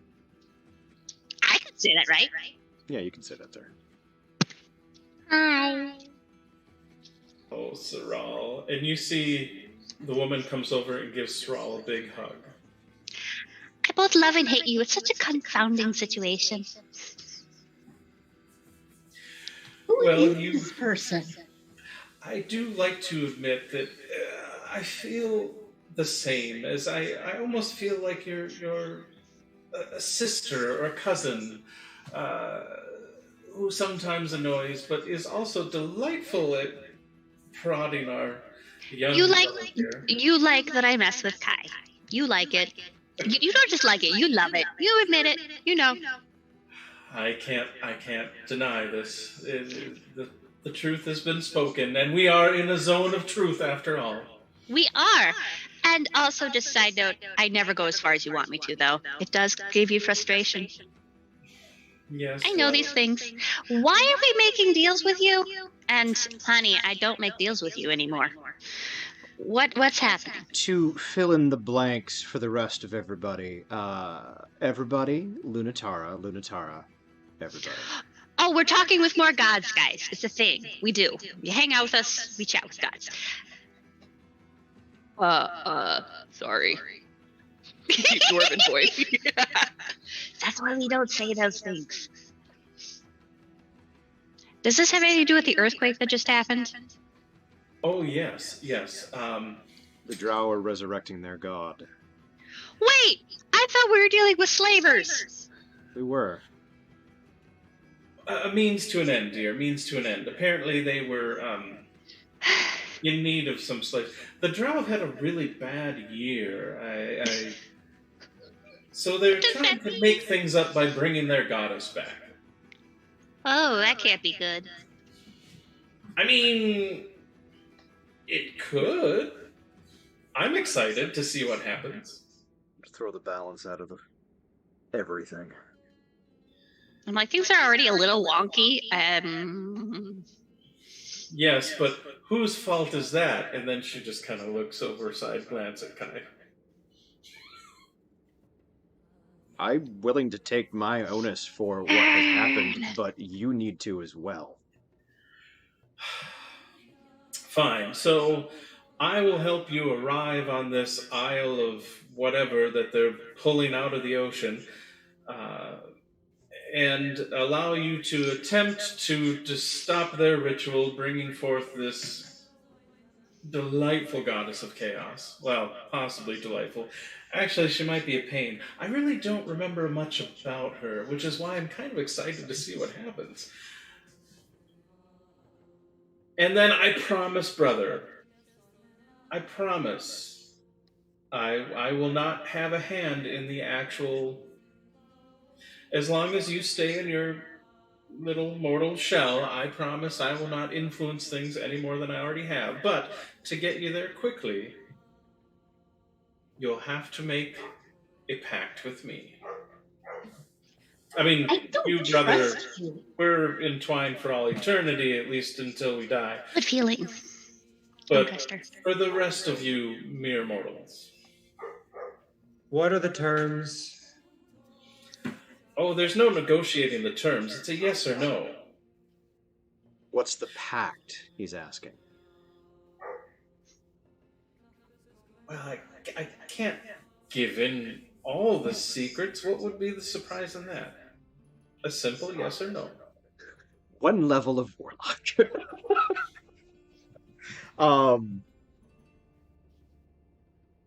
Oh, wait, this is just smells bad.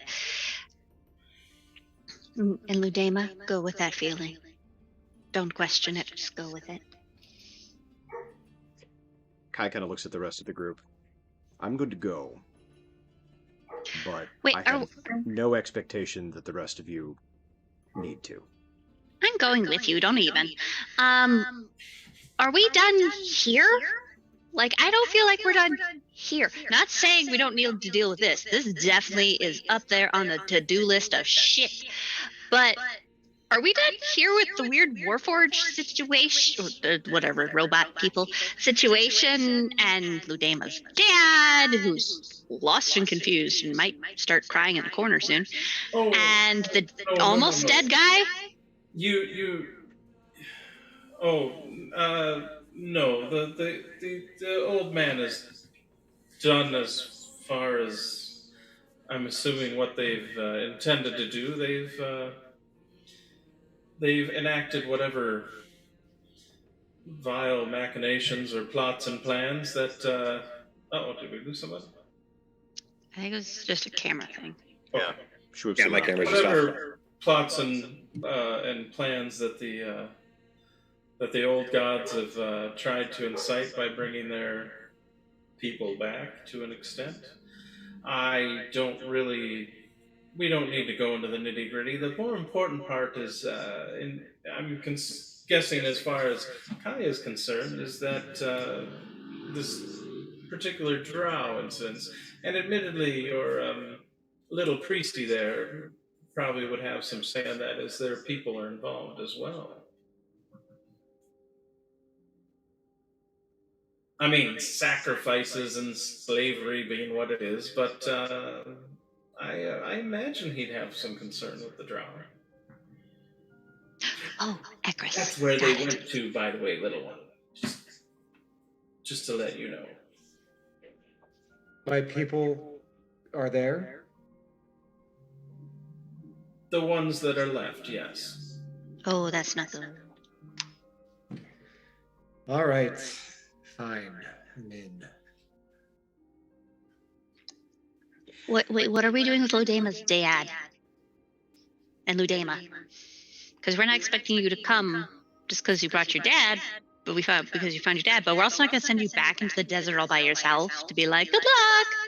Try to survive. We're going to go deal with the possible end of the earth, end of the world thing. If you would Ludema's like, very torn. I could return your father to a place of your choosing. I would be okay doing that. In the correct time. With my mother and sisters. Now. Very well. I will return your father to your lovely inn. Now, not like in weird time zone. I promise to be a good goddess. I know you can be. And not... Are you done talking yet? No, Tink, stop it. Not do any undue harm to your father that hasn't already been done to him. I will return him to you and your family, well, to your family, if you decide to join in this quest and agree to the pact. He looks over at Jaren, says, Papa, you're going home to Mom and the others, and you're going to stay there. You're done adventuring. You're done. So don't believe me? Wait till Mom gets a hold of you. He means business. Yeah, because Mom is scarier than me. And admittedly, with the confusion and a little bit of exhaustion and whatnot, and the weirdness of this whole thing, he really doesn't find a voice to argue at this point. He's just like, kind of just sort of slowly nods. Okay. Not quite sure what's going on.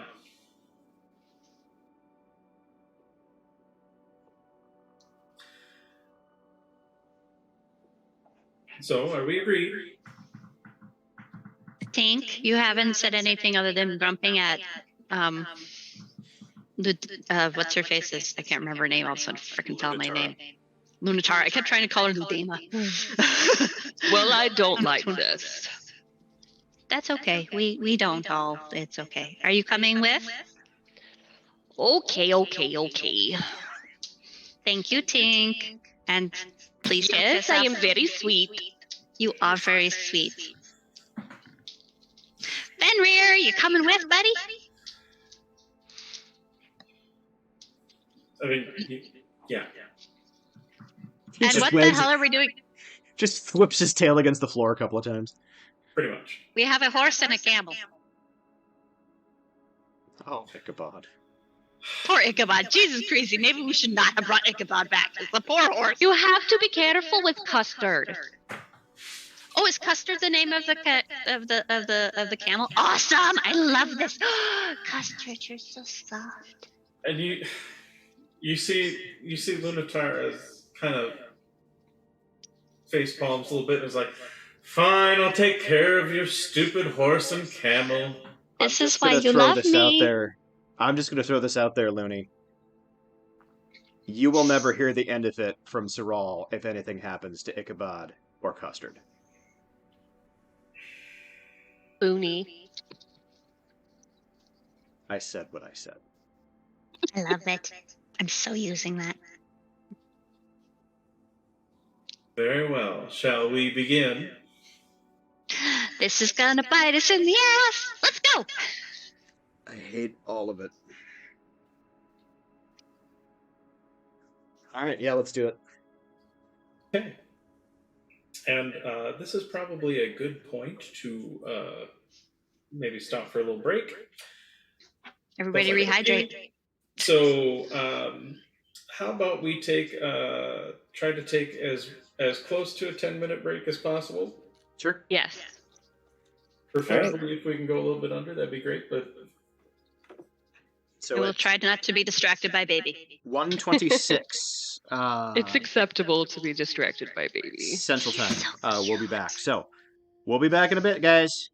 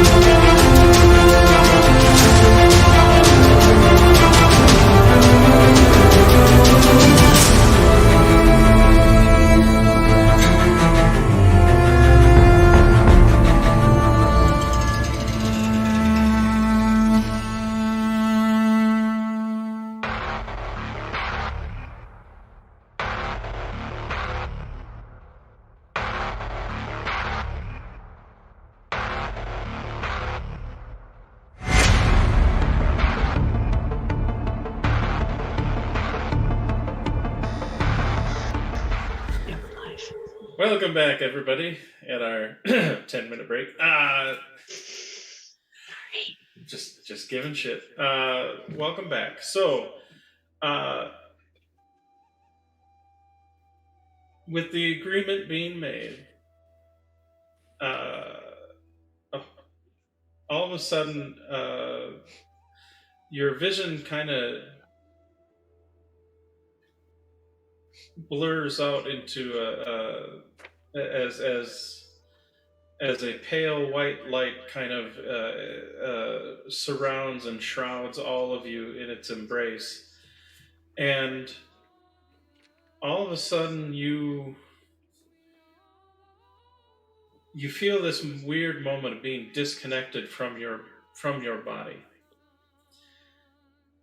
as your consciousness is accelerated at a speed that you didn't even know could possibly exist. It's almost on the bordering of causing the slight, almost bordering on causing a little snap to the sanity for those who have not dealt with any sort of interdimensional travel of any sort, let alone this particular version of it. You see what took you a week to cross to get to the Silver Tower flies by in an instant, and you see actually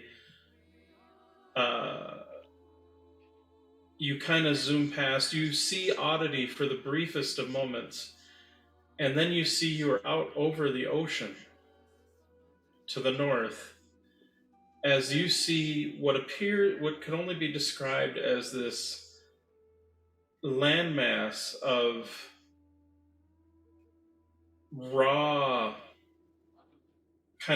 chaotic elements, almost like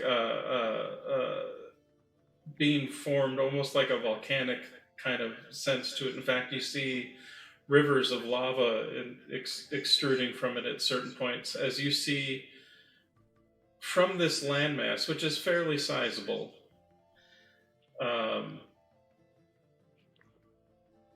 as it seems to be drawing itself up out of the ocean. You see these, first is 2, and then 2 more, and then 2 more, and 2 more, as you see these 8, looks like almost like bony, like fingers or spires start to come up out of the ocean, and it's surprisingly almost makes you a bit reminiscent of when you see a spider die, its legs kind of curl up, as it loses its function, as you see these spires that almost looks like if there was a spider was on its back, these spires or legs of this creature almost start to grow out and pull itself out of the ocean. And ultimately you land at an area in the center of this mass where it appears that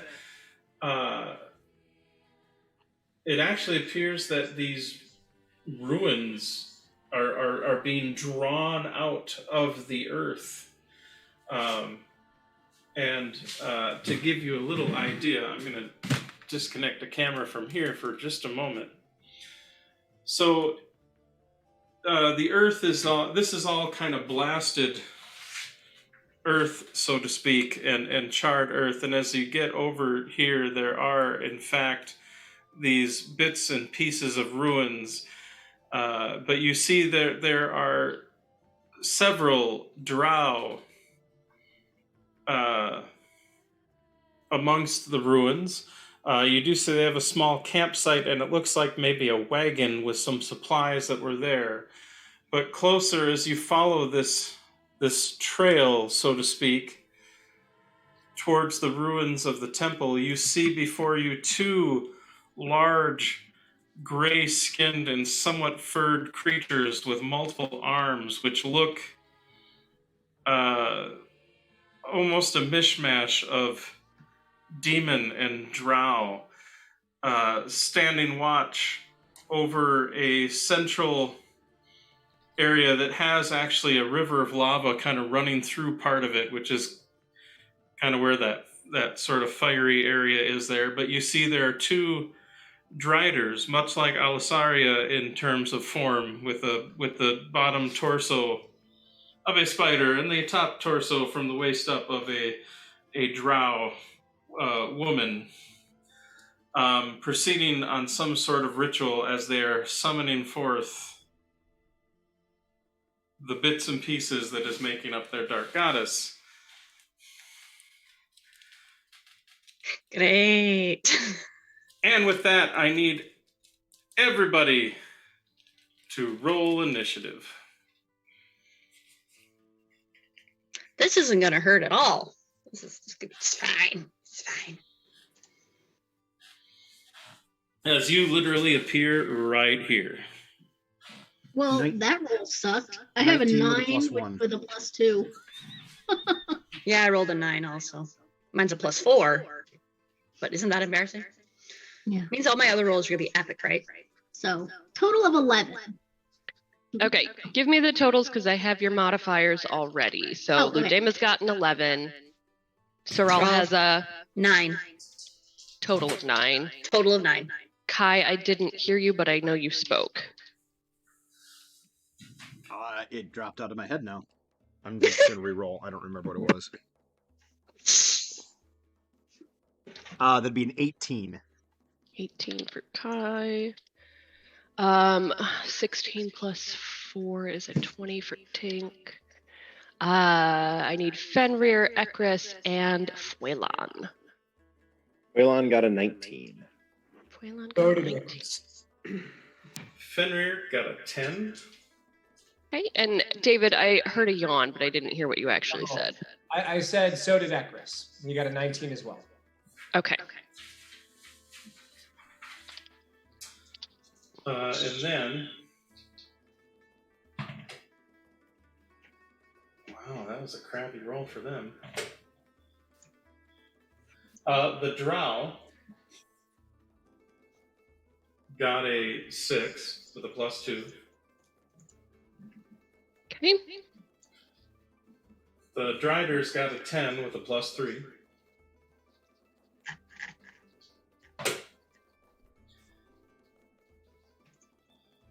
The Dragloths got a 7 with +2.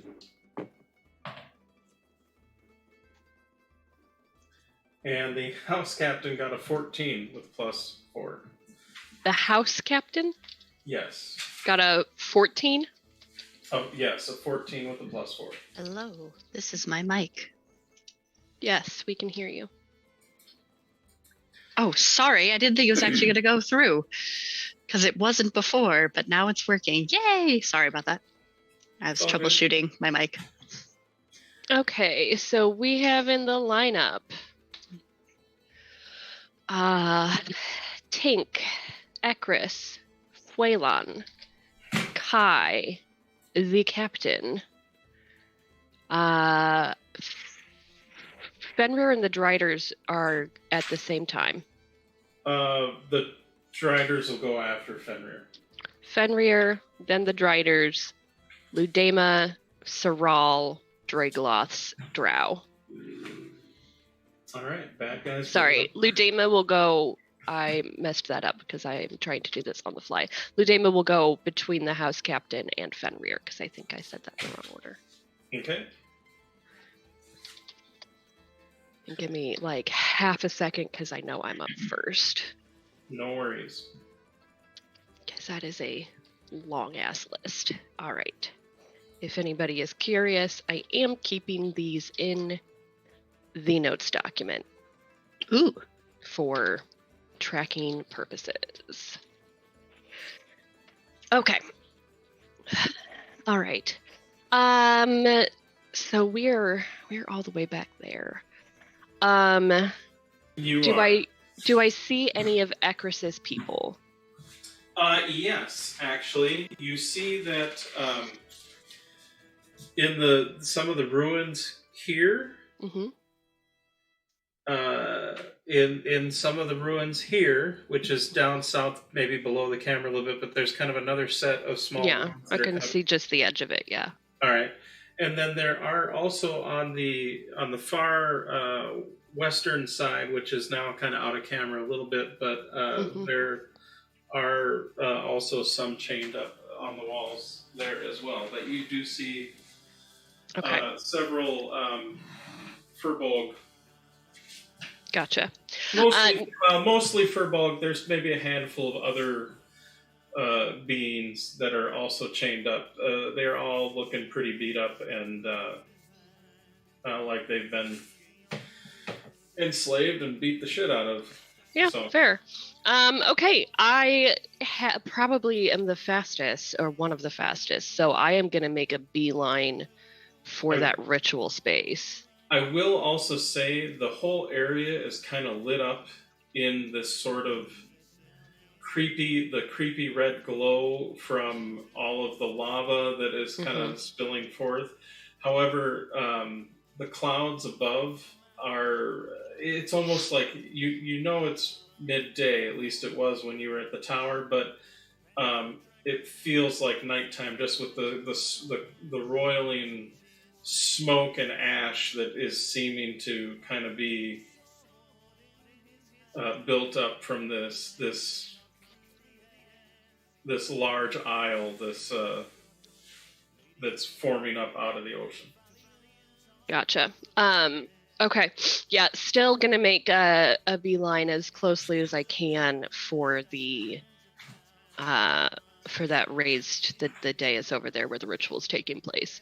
My move speed is 45. Okay, now just to let you know, so this is a wagon. These are pillars, drow. There's several drow about. Just so if you go 10, 20, 30, 40, 45 will get you cool to here. I will dash. Okay. Now, and I realize it's flat, and I'll move the camera when we start getting over there. Admittedly, there are certain spots where there's... Yeah, no, dope monk shit. I'll roll acrobatics if you need me to. So 10, 20, 30, 40... So 45, another 45 could get you to like right around here. Cool. Yep. Spend a key point. Step of the wind. Okay. So move me another 45. Okay. Would you like to go around the lava, or are you just going to try and leap over it? I'm going to leap over it. Go ahead and make your acrobatics roll. 24. Okay. So I did like 5, 10. Now, to kind of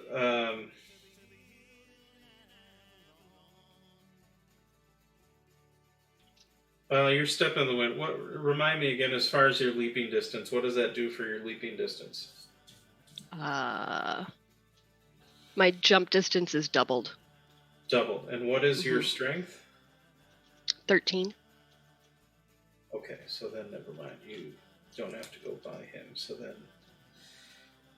so 20. So 25, 30. Right now, here, I'll adjust this slightly. So right now, you're about 30 feet of your move. Can you see my finger, I guess? Yes. I'm not totally looking at the camera.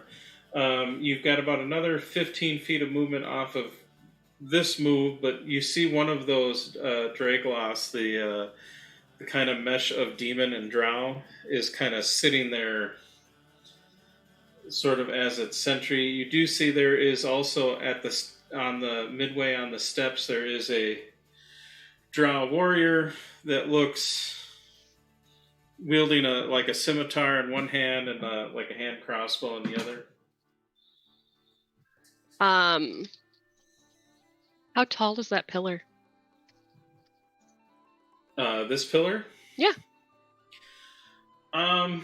Let's call it No, these places are made for drow. Let's call it 15 feet. Okay. Feel free to say no, but don't monk shit. And what I want to do is like somersault onto like backflip on top of the pillar and then like try to leap over the drow onto the. Okay. How much movement do you have left? 25 feet, I think, because you said 20, maybe. Okay. I jumped.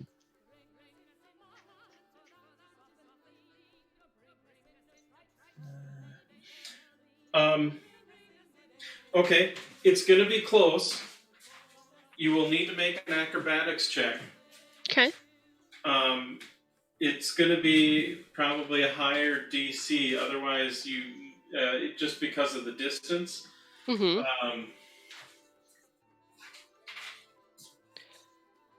And then you are gonna.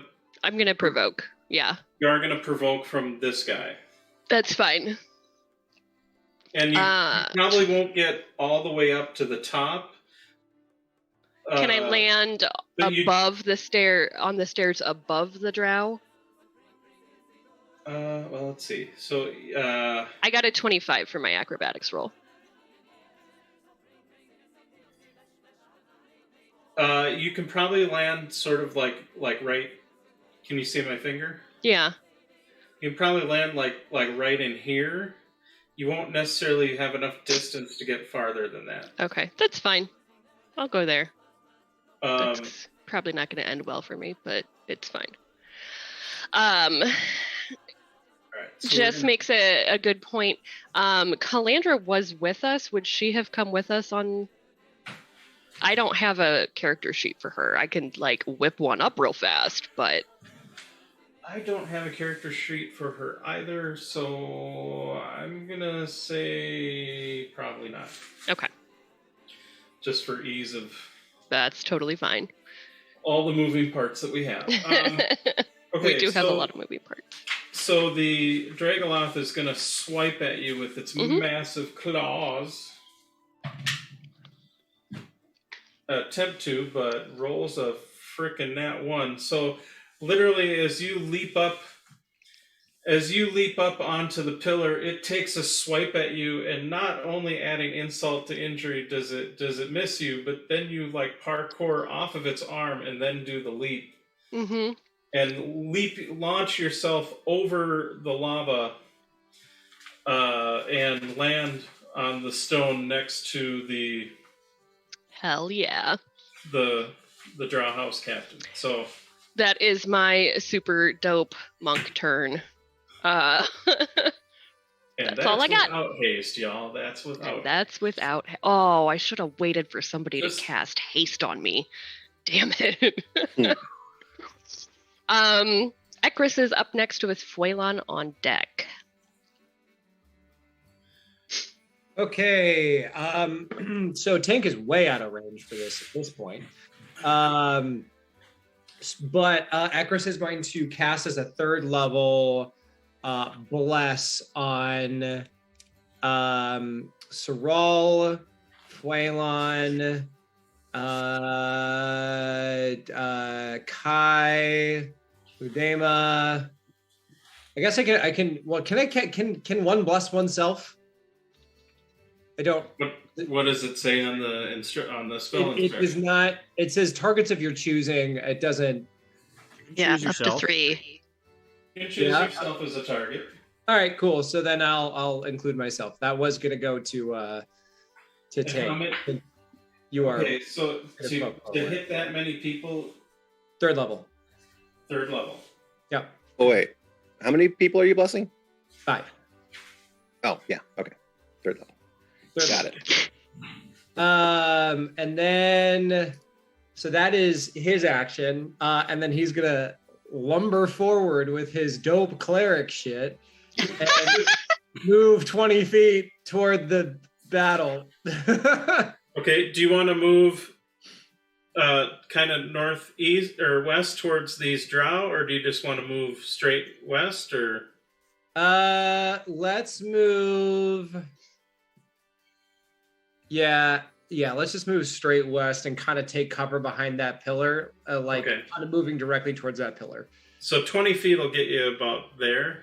Great. See my finger? Yep. Okay. That's fine. So at least as far as like from some of these guys, the pillars will give you maybe a little bit of cover. That's all good. That's all good. And then as a bonus action, I'm going to summon the Spirit's Totem of the Unicorn.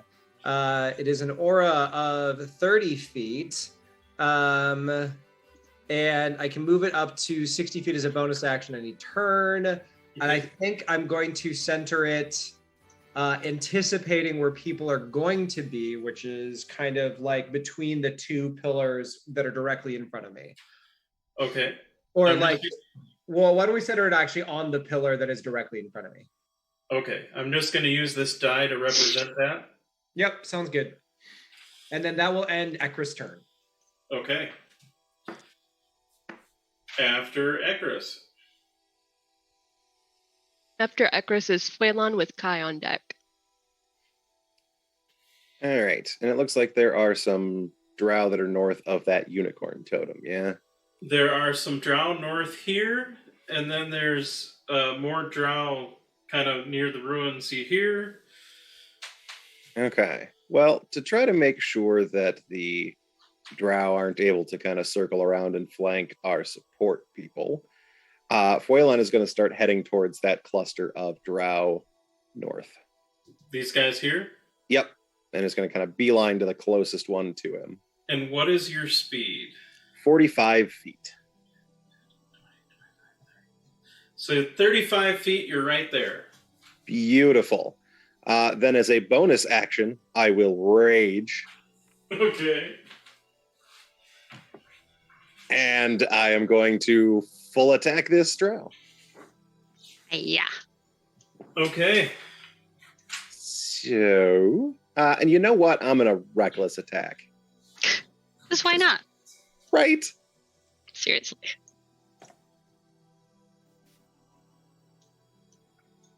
And I am blessed, so I get to add a D4 as well. So 19 to hit. That will hit. All right. That will do 14 points of slashing damage. You whack that guy. Then I will move up another 5 feet to the next guy. So I still had some movement left. You do. That was now that's 40 feet of movement, so you technically still have another 5 feet after that. All right. And this one is a 28 to hit. That will also hit. So he will take 17 points of slashing damage. And this is with your axe, right? Correct. This is with the great axe.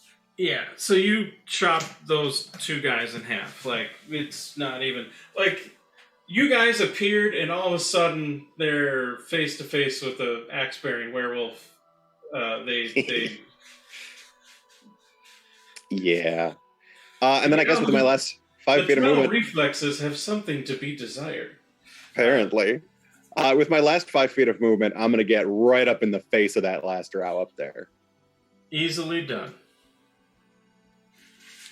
And then I'm just going to roar at him. Okay. And that will be all of my actions. All right. After Phelan. After Phelan is Kai, the house captain is on deck, and then Ludema follows.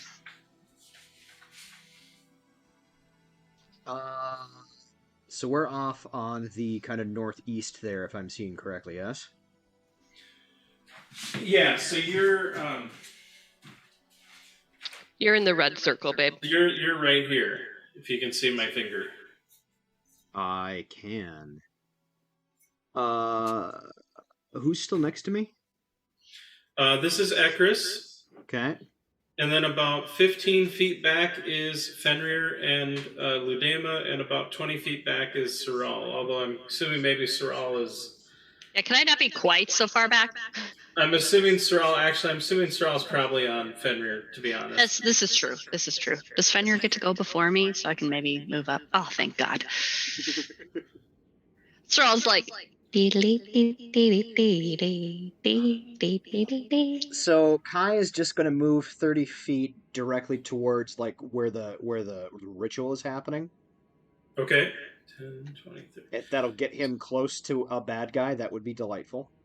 So 30 feet will get you there. Okay. You are 5, 10, 15, 20, 25, 30 feet away from this guy that Fuelin's fighting. You're maybe 10, 20, 30, 40, 45 to 50 feet away from some of these guys. Well, then I will take my action to dash and move again directly towards the ritual. Okay, so 5, 10, 20, 25, 30. So 30 would get you like right about there. Yep. And I'm going to use my bonus action to rage. Sorry, battle trance. Okay. And I'm not near anything to hit. Well, I can't. I just took both. Yeah, I'm done. That's all. You're the closest guys to you are about 15 feet away. They're kind of partially taking cover behind the fallen pillar a little bit. I don't have the mobility that the monk and the werewolf have, so that is my turn. That is fair. So I'm done, and I'm going to step away for a second and grab something to drink. Tis the captain's turn with Ludema on deck. Okay. Oh shit! I'm gonna get like wrecked now. Okay, sorry. It was like right there. Bonus action. Hydrate.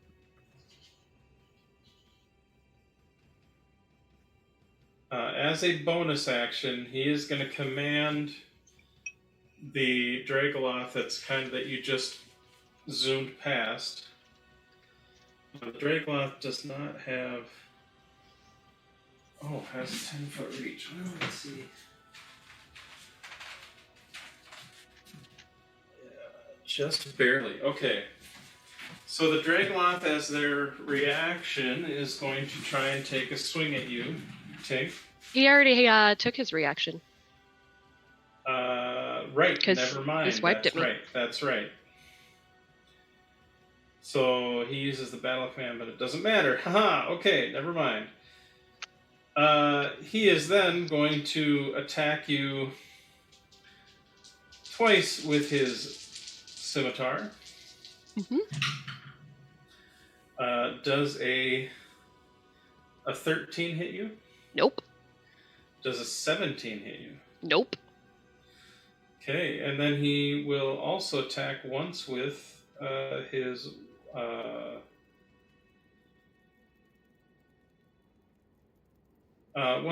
whip. He has that many actions? Yeah, it says he can make up to 3 attacks. Yeah. Jesus. All right. Whew. I mean, he's more or less effectively like 2-weapon fighting, for lack of a better term.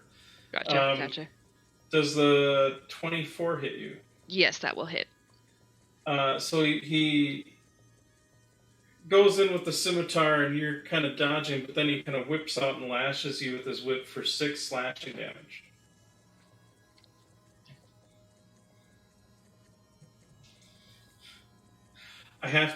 So I want to read this little thing because I think this is just kind of funny. So his whip does damage against one target. Mm-hmm. If the target is an ally, then the ally gets advantage on attack rolls because he's goading the ally to attack by whipping them. So he's literally like damaging his ally to give his ally that is drow. Like that. That is, yeah. Much more drow than that, but that cracked me up. I had to share that. That is his turn. Yep, that's his turn. All right. Ludema with Fenrir on deck. Okay. So you're just slightly off the screen. You're basically right here where the tip of my finger is. Okay. So I'd like to do a firebolt. Okay. Which has a range of 120 feet. And I'd like to be able to hit the one right in front of the red. One of these guys? Yeah. Okay. They are going to have partial cover, which won't... It doesn't affect your attack roll. It just detects their AC. Just to let you know, as far as your range, you effectively can hit pretty much anything just on this side of these pillars, if that helps. Okay. In terms of choosing targets, but just throwing that out there. Okay, so this is not an attack roll thing. Firebolt's an attack roll. Firebolt is? Oh, Yeah. okay, yeah, because there's no saving throw. That's right. Okay. I'll get it straight eventually. All right. It's all good. Does a 17 hit? Yes, actually, even with their cover, a 17 would hit. Okay. So that would be 2d10.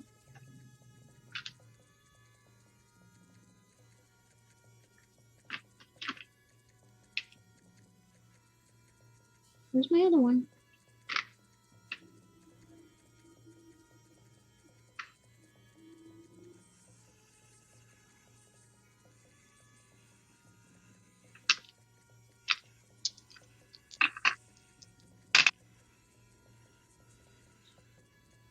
So 2 and then 9. So total of 11.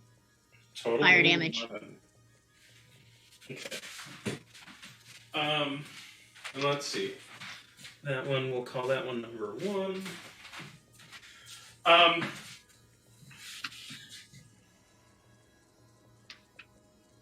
So you blast that one right in the chest. You see flame crawling all over it as the drow roars in pain.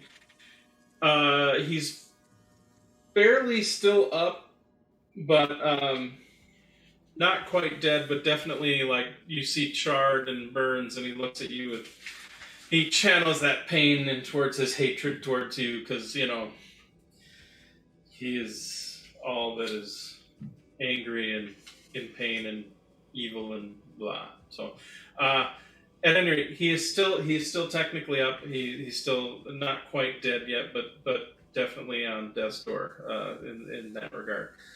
Just a reminder, everyone add D4s to saving throws and attack rolls. Oh, okay. I mean, you still hit him regardless, but that is good to know. And then so that was your action to cast the cantrip. Are you doing anything with your move? Yeah, I'm going to move probably a few. My move speed is 30, so let me go ahead and move 20. Okay. Just, do you want to move forward? Yeah. Like to here? Yes. Okay. Because I'm squishy, so I don't want to get in melee range. Yeah, that's fair. Don't want to get too close. And is that it for your turn? Yes, that is my turn. Okay. After Ludema? Is Fenrir with the Driders on deck, and then Sorrel. Okay. Fenrir's speed is 50, so 10, 20, 30, 40, 50. Thank you, Fenrir.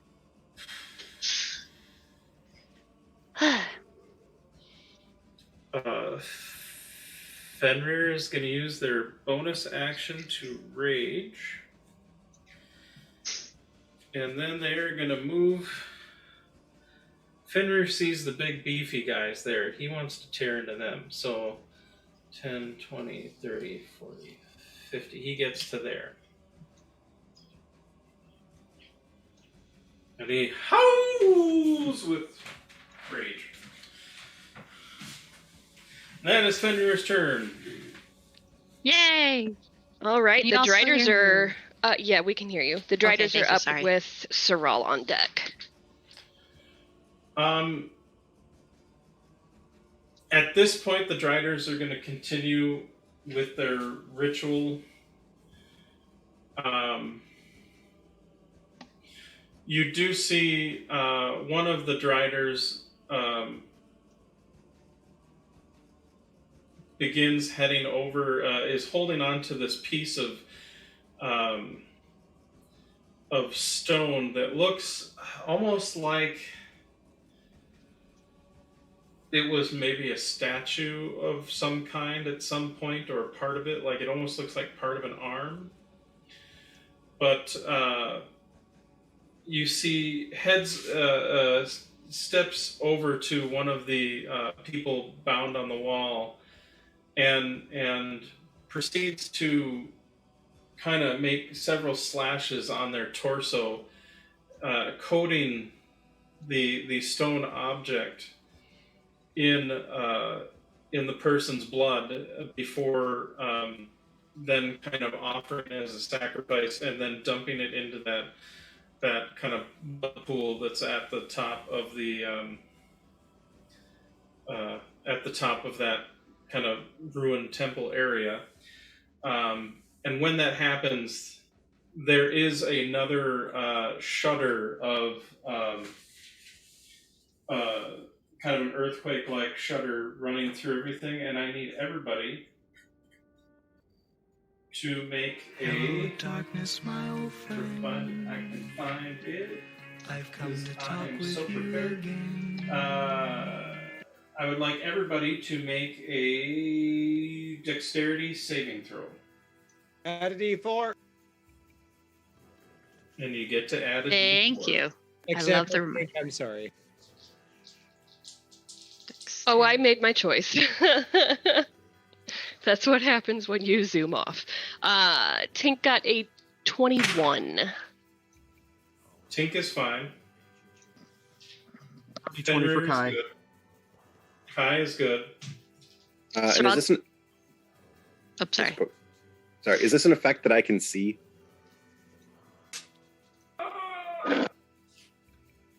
Like, in terms of your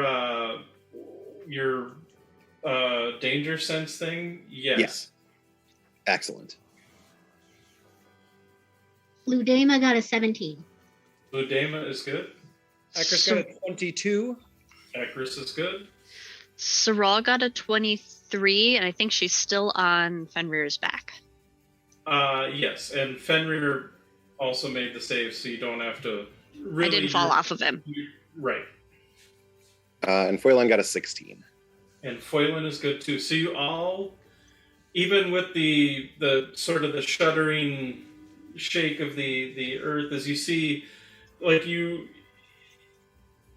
don't see it, like, right where you're at on this island or landmass that is growing out of the ocean, you don't see the most immediate sense of what's going on, because this part is probably the highest point so far on the island, other than the spires of the fingers of or legs, as it were, of that are being thrust out of the ocean itself. But you do hear like a massive hiss of steam as the landmass continues to rise, and the rivulets of lava spill into the ocean and hiss forth steam and whatnot. So I mean, it's definitely it's definitely continuing to rise up in that sense. After the Driders, Is Saral with the Drow on deck, and then it'll be Foylan. okay. Okay, Squishy Ass Saral is going to use some spell points or sorcerer points to cast Mage Armor as a bonus action. Okay. So she's just a hairless squishy since she's riding into battle. Because I'm not quite clear on the layout of bad guys versus Akris's people, could I get a little tour again. Yes. That zone, because it's Okay. not super clear for So me. you're right here. Can you see that okay? Can you tip up a little? There you go. Okay, yes, I'm right there. So in this ruins up Mhm. here, there are some prisoners. Okay.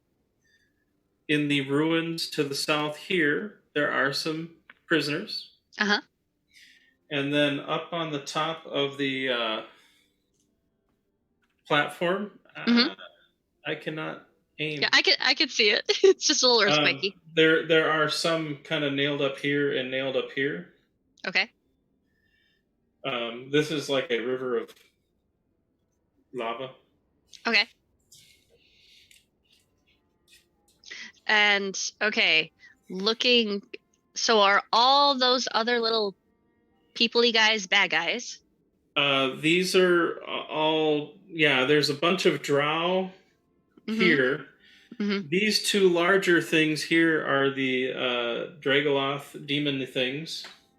Mhm. Mhm. And then the Driders are on top of the plateau here. And then this is the drow captain, I don't know, that's on the stairs that is currently engaged in combat with Tink. Okay. So I'm trying to figure out, because fireball is a 20-foot radius sphere. Okay, radius. So Okay, 40 feet hold on across. just a moment. I can help you with that a little bit. Oh, awesome. Do you have one of those formy thingies? I do. Oh, I love the formy thingies. So where would you like to place a fireball? I don't want to hit any of the poor innocent people all chained up. Okay. I do kind of want to focus on this center area of baddies where like there's the captain and yes, that thing. Here? Yes. I'm trying to figure out how many baddies can I hit and can I avoid fricasseeing Tink. You could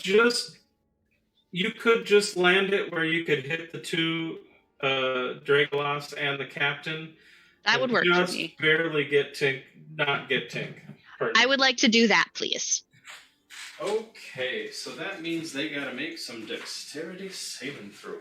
Yes, yes, yes, yes.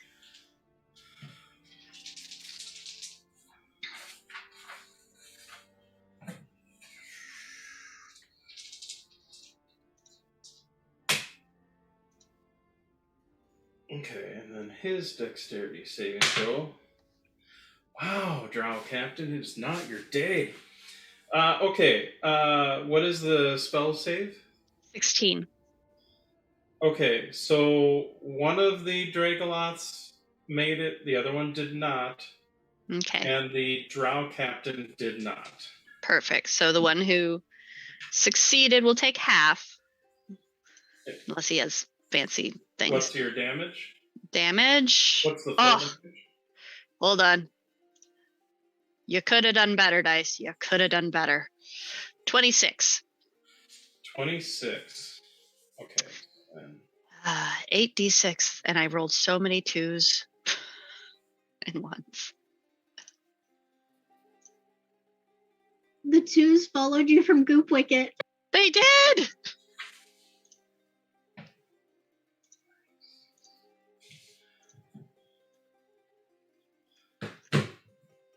Okay, that's actually not as bad as I thought. I did 2 5s, 2 4s, 2 2s, a 3, and a 1. Okay, that's not actually too bad.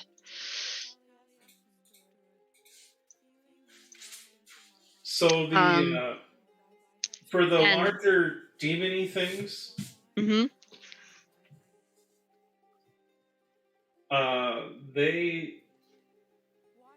come on, Brian, I can do math. Sorry, give me there we go. I made for half. And half of that, which is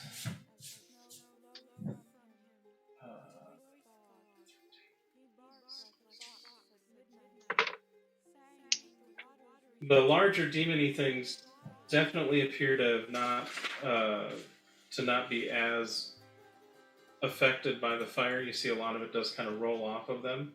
I mean, they still have some injury, but you definitely get a sense they have some innate resistances to that a little bit. Thrall goes, Ludema! The big ones are okay with fire more than we wish they were. Okay, so they are all three are still up. They are all not looking great, but they are where they are. And Thrall's just gonna stay on Fenrir. Okay. He's gonna use his move to move her around at this point. Fair enough.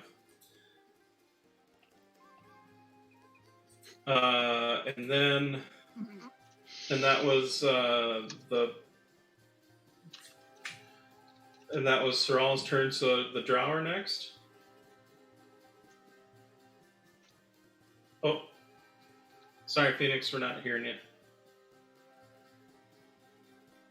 Can you hear me now? Yes. Okay. I have absolutely been talking for a hot minute, and that explains why nobody was responding to me. The Dragloths are up next, and then the Drow. The Dragloths are next. Okay. Well, I think that one is going to move up because it really didn't like what you did there.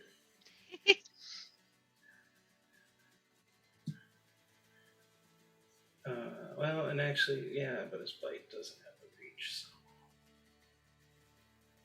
So. That one's going to move up and attack. It's going to take 2 swings at Fenrir with its claws, and then it's going to try and bite you.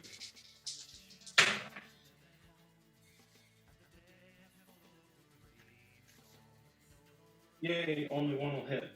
But it still does damage. But he did rage. So that means he's only at that. And then the bite attack on you. That does a 25 hit you, Sorrel? Oh, for heaven's sakes, it does, of course. Kidding me? So you see, just kind of like comes in with its claws to rip at Fenrir, and Fenrir kind of ducks back in and out. But one set of claws does get a good slash against the chest, and as you're sitting there holding on for dear life, all of a sudden this shadow looms as you realize he just kind of comes in and nails you for 16 piercing damage. And then you see as it pulls back, you just see this nasty long tongue just kind of... Oh, Fenrir, we need to fuck this shit up. I mean, Fenrir's growling. He's going to tear it up, yeah. The other Dragloth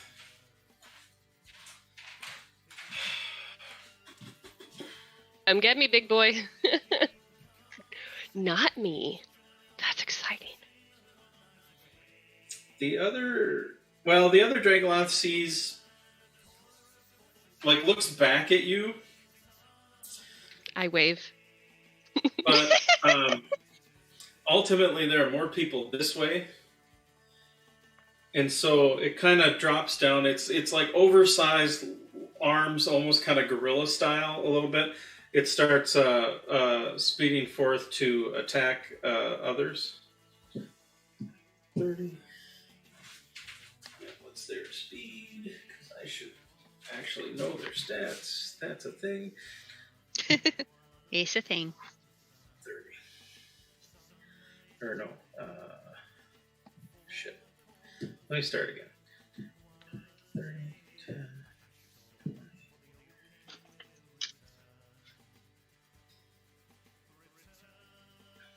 And you know what? Yeah, it's going to go there and actually knocks that guy out of the way, and then that guy's prone. Because it literally knocks him to the ground to get up to the big giant. The giant, who looks like they need eating to eat the giant. Never mind. Anyway, that will be it for the Dragloth's turn. Then who's after that? Then it is the drow at the bottom of the round. Okay.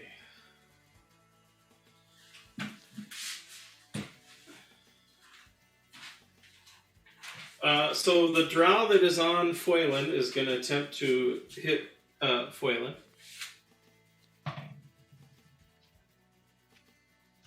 But I'm pretty sure 12 misses. It does. Na na na boo boo.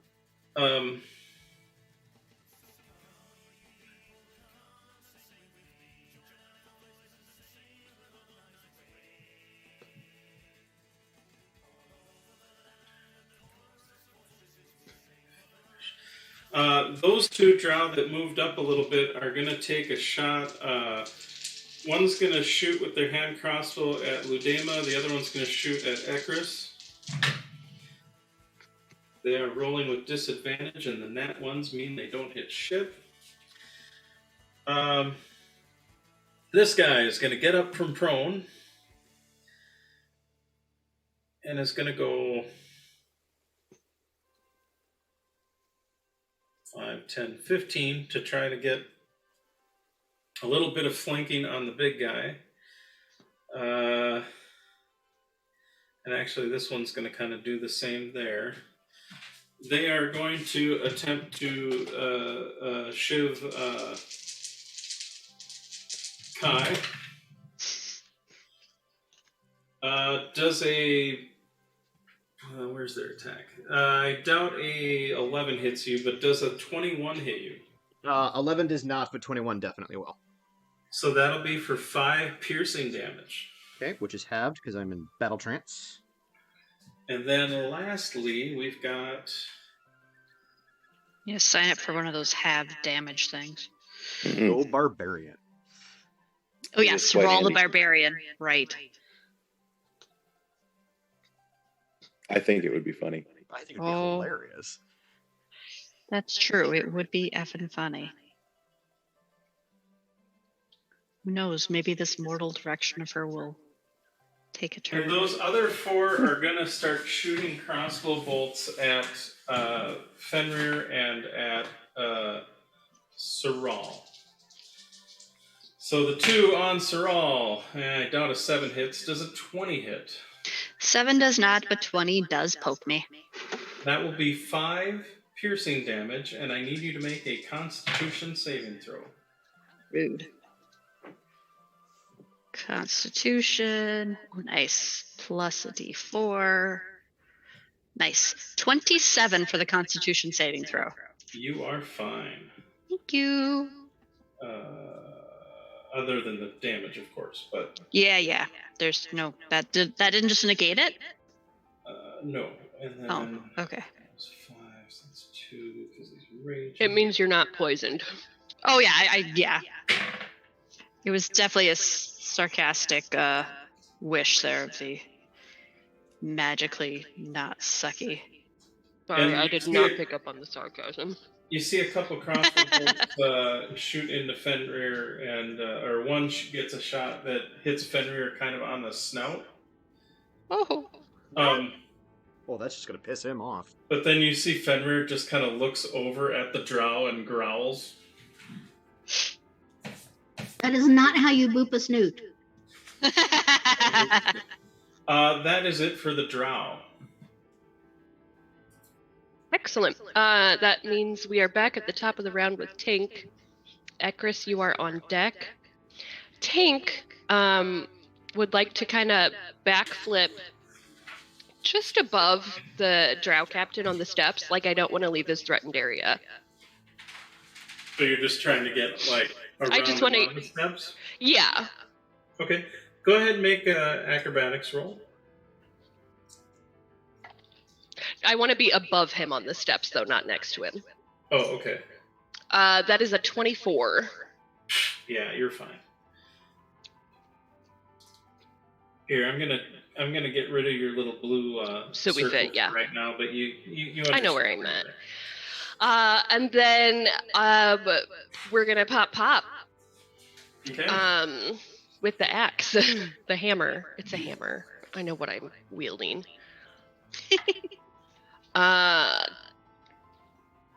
21 for the first hit. That will hit. That is 10 points of damage. I like easy math. And then an 18 to hit. He's going to use his reaction to parry, so that does not hit. Excellent. Thank you for using your reaction. I am going to spend a key point flurry of blows. Okay. 20. 20 will hit. Okay. Because sadly he can't do his...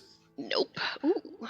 That is 10 points of damage, and I will use my dope monk ability when I hit with a flurry of blows to make him make a strength saving throw. Okay. DC is 16. He got a 10. He fails. He is pushed back from me 15 feet. Okay. Into the lava? Can I, like, take my second punch as I'm shoving him back? Yeah, Because sure. I get two hits with flurry of blows. I don't know that will a 17 hit? Yes, it will Okay. just barely hit. Okay, so he will take that's crappy, another 6 points of damage. Hey, it's still easy math. I will take it. Okay, so he moves 15 feet back. Yes. Okay, so 5, 10, 15. He needs to make a dexterity saving throw, but he does. So you knock him back, and he kind of stumbles, backpedals a little bit, and he's just sort of right on the edge, but he is able to. You're guessing this guy, judging from how the other littler ones kind of went down, so to speak, that this guy is definitely better trained. Oh yeah. And manages to keep his footing. I roar at him. But I don't roar, I am Fenrir the Blood Wolf, because he seemed to not appreciate that last time we were in battle and I did it. So I just roar. Okay. Because I don't want to piss off Fenrir. Okay. And that'll be the end of Tink's turn. Ekris is up with Fuelon on deck. Okay, Ekris is going to move 10 feet forward and to the left, so he's not blocked by the pillar. So 10 feet and then, like, to here? Yeah, he was going to go diagonal there, yeah. So he has a clear shot at one of the big guys right in front of him. He's then going to cast Guiding Bolt as a 4th level spell and try to attack him. All right.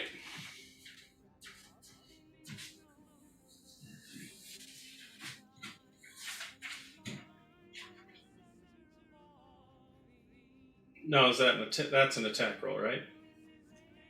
Okay. So he got a total of 25.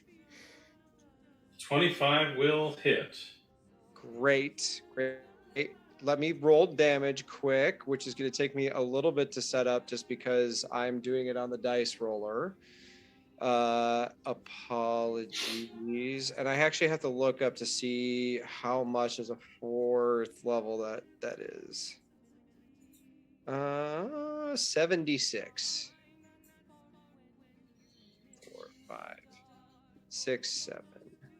All right, let me roll those. Nice. 32 points of damage. Oh. At which point, Ekris is going to Sorry, give me just a brief moment. apologize. I apologize. Okay, sorry, go ahead. So yeah, Ekris launches the guiding bolt at the thing and hurts it, hopefully a lot of radiant energy.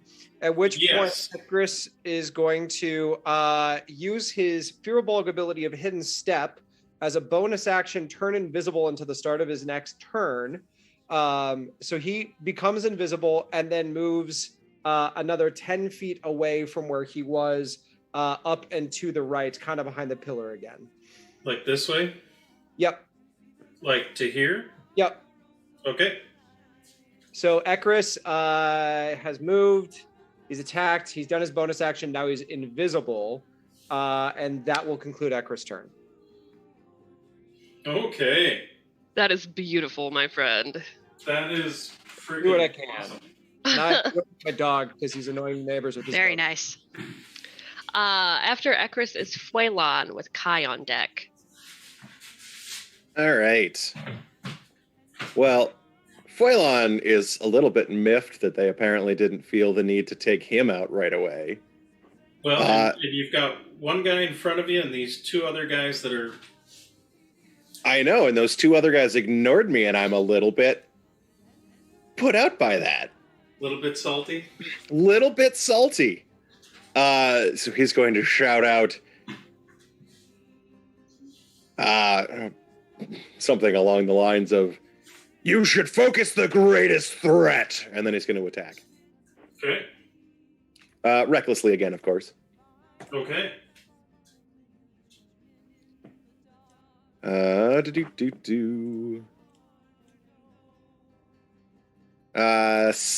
to hit. Yeah, that'll hit. All right. Ooh, not great down the damage die. 8 points of slashing damage. Okay, and that one is number 8. Well, that makes easy. Huh? 8 for 8. All right. He's still up. Boo. I will attack him again then. Okay. Oh, wow. That was a really bad roll, even with advantage. That's 10's not going to hit him. Did you add your D4? I did. Oh. Okay, yeah, 10 will miss.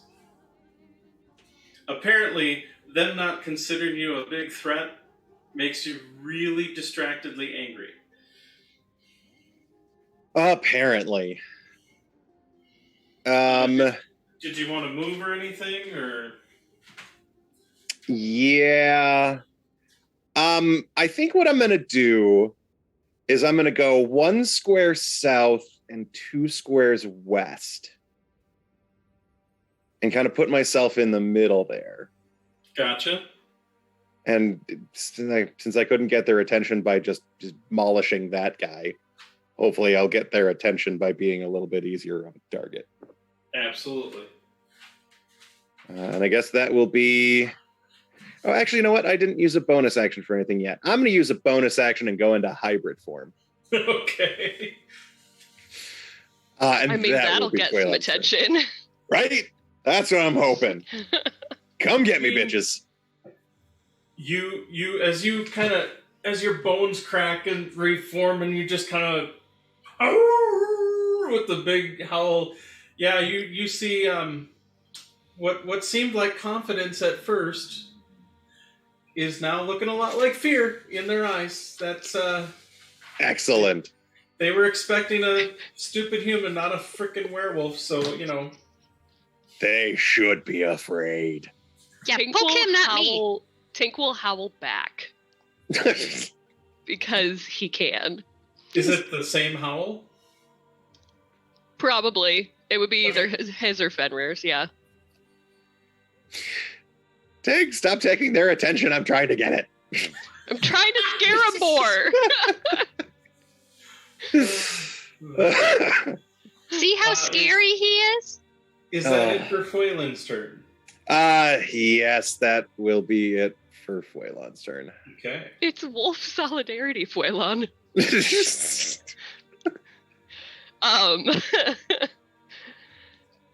After Fuelon is Kai with the drow captain on deck.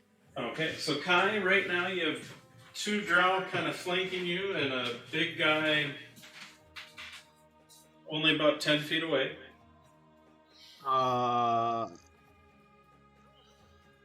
mean, I'm going to provoke, but I'm going to move towards the big guy. Okay.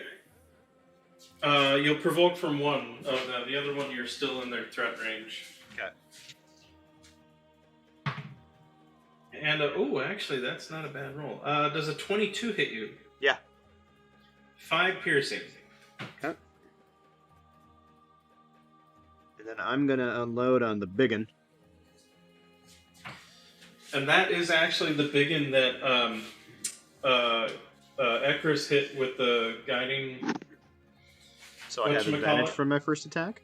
Your first attack will have advantage. Then I'm gonna use Great Weapon Master on this guy. Okay.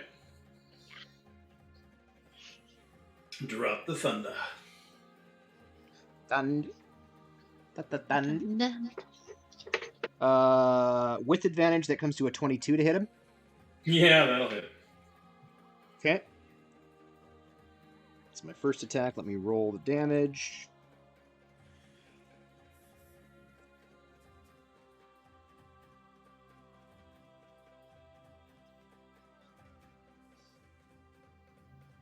So that is going to be math.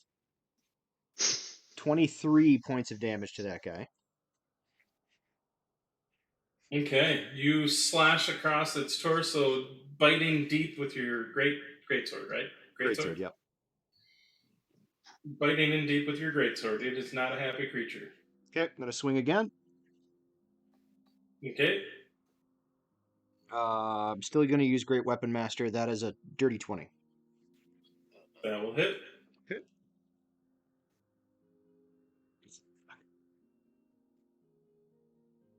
22 points of damage this time. Okay, it is still up, but it is definitely not feeling swell by any means. You cut another gash through kind of its abdomen, and it just roars out and spews forth just a slew of horrible words that sound like it's abyssal, so I don't know, a demon fucking a grandma. I don't know what the hell that's supposed to sound like, but you get the idea. Anyway. Horrifying image. Thank you. That is going to end my turn. All right. After Kai. After Kai is the Drow captain with Ludema on deck. Well, the Drow captain is gonna frickin' attempt to come get me, sucker. Myrtleate you.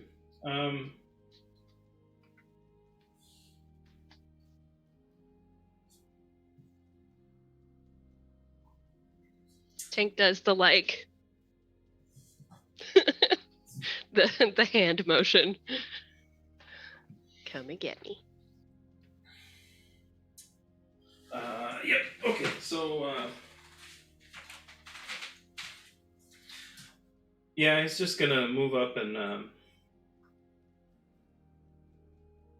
kind of back like you were before.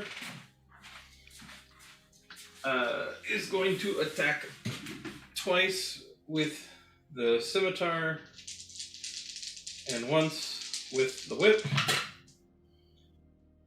Okay. So the first attack rolled super high, actually. I'm assuming 25 will hit you? Definitely. So that's going to be 7 slashing damage plus 14 poison damage. Yeah, I don't have any. Jesus. Okay. That is not fun. And then does a 20 hit you? Yes. My AC is 19. Okay, another 7 slashing and another 14 poison. And then the whip got a 21. This guy is definitely does kind of a almost like a figure 8 with this scimitar, and as he comes in and slashing at you, you feel this sort of leaden weight start to seep into your body as you realize the poison is just like horribly kind of creeping into your system. And then to add insult to injury, whips at you, slashing across your beak for 6 slashing damage. Oh, Tank goes down.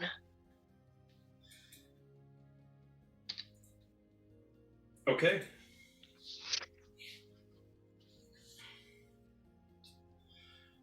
That was a fuck ton of damage in one turn.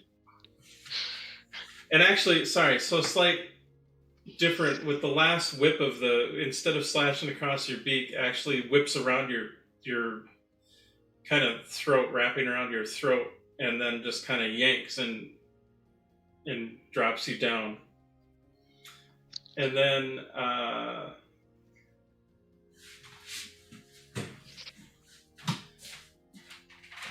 then let's see, that was 15 feet. And then he's going to move up to the top. And that is it for the captain's turn. Ludema is up with Fenrir on deck. Hey, I want to go after a Durgar. Point one out to me that is within 120 feet of range. So there's a Dragoloth here and a Dragoloth here. Okay. And you're 10, 20, 30, 40, 50, 60, 70, 80, 90, 100, 100. Yeah, you're in a range. You can easily hit the both of them. Okay. And I don't have to worry about hitting anybody else. Well, there is a Fenrir and Siral here, and there's a Kai here. Okay. Can you move me so that I can get a better line of sight to the closer one? Sure. 10, 20. Like, do you want to just move closer this way? Not so much closer. I just want a better line of sight. So I can move. You don't have any, like, the pillar doesn't get, it's a large creature, so the pillars aren't giving it enough cover to give it cover, so you'll be fine to hit it. Okay. Like for the fallen pillar, that was more for the drow. For the big guy is big. Okay, I'm gonna go after that first Dragoloth. The closer one to me. Which is the one Kai and... Okay.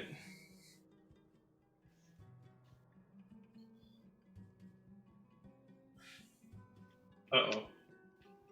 That does not look like a happy crit. What happened? Even with the extra D4, I got an 11, which I don't think is going to hit. Unfortunately, an 11 does Somebody not. buy Ludema reroll. I got it! Okay. Damn it! Reroll! Sorry, I've been attacked by shedding cat, which was cute until cat fur. Feel that. All right. So let me. Wait. Did you redeem a reroll? Yes, I'm trying to do it. Like. Oh, okay. Okay. I'm gonna Go ahead and roll that die again.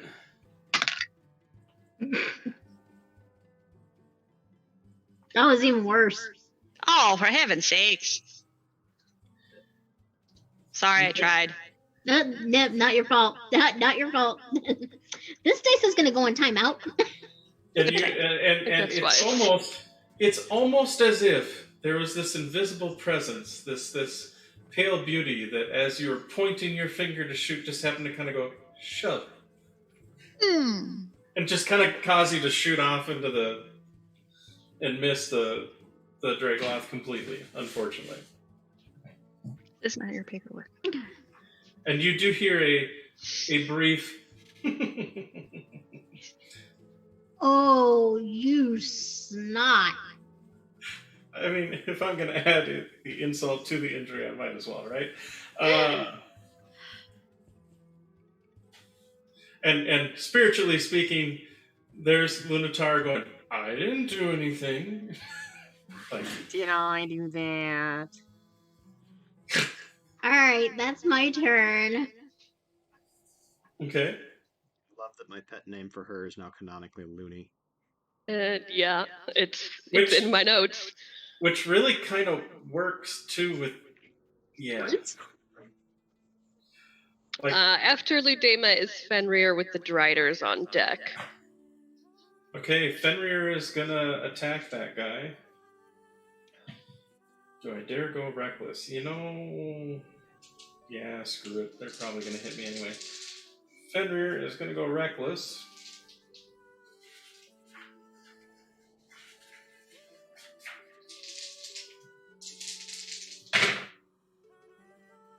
Oh, we'll take those rolls because those are great.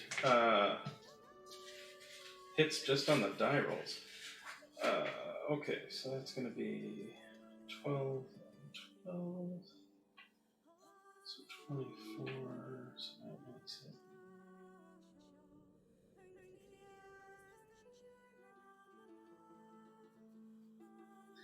And then, so the question is, guys, does Fenrir use a bonus to attack one more time, or does he use a bonus to try to trip that son of a bitch?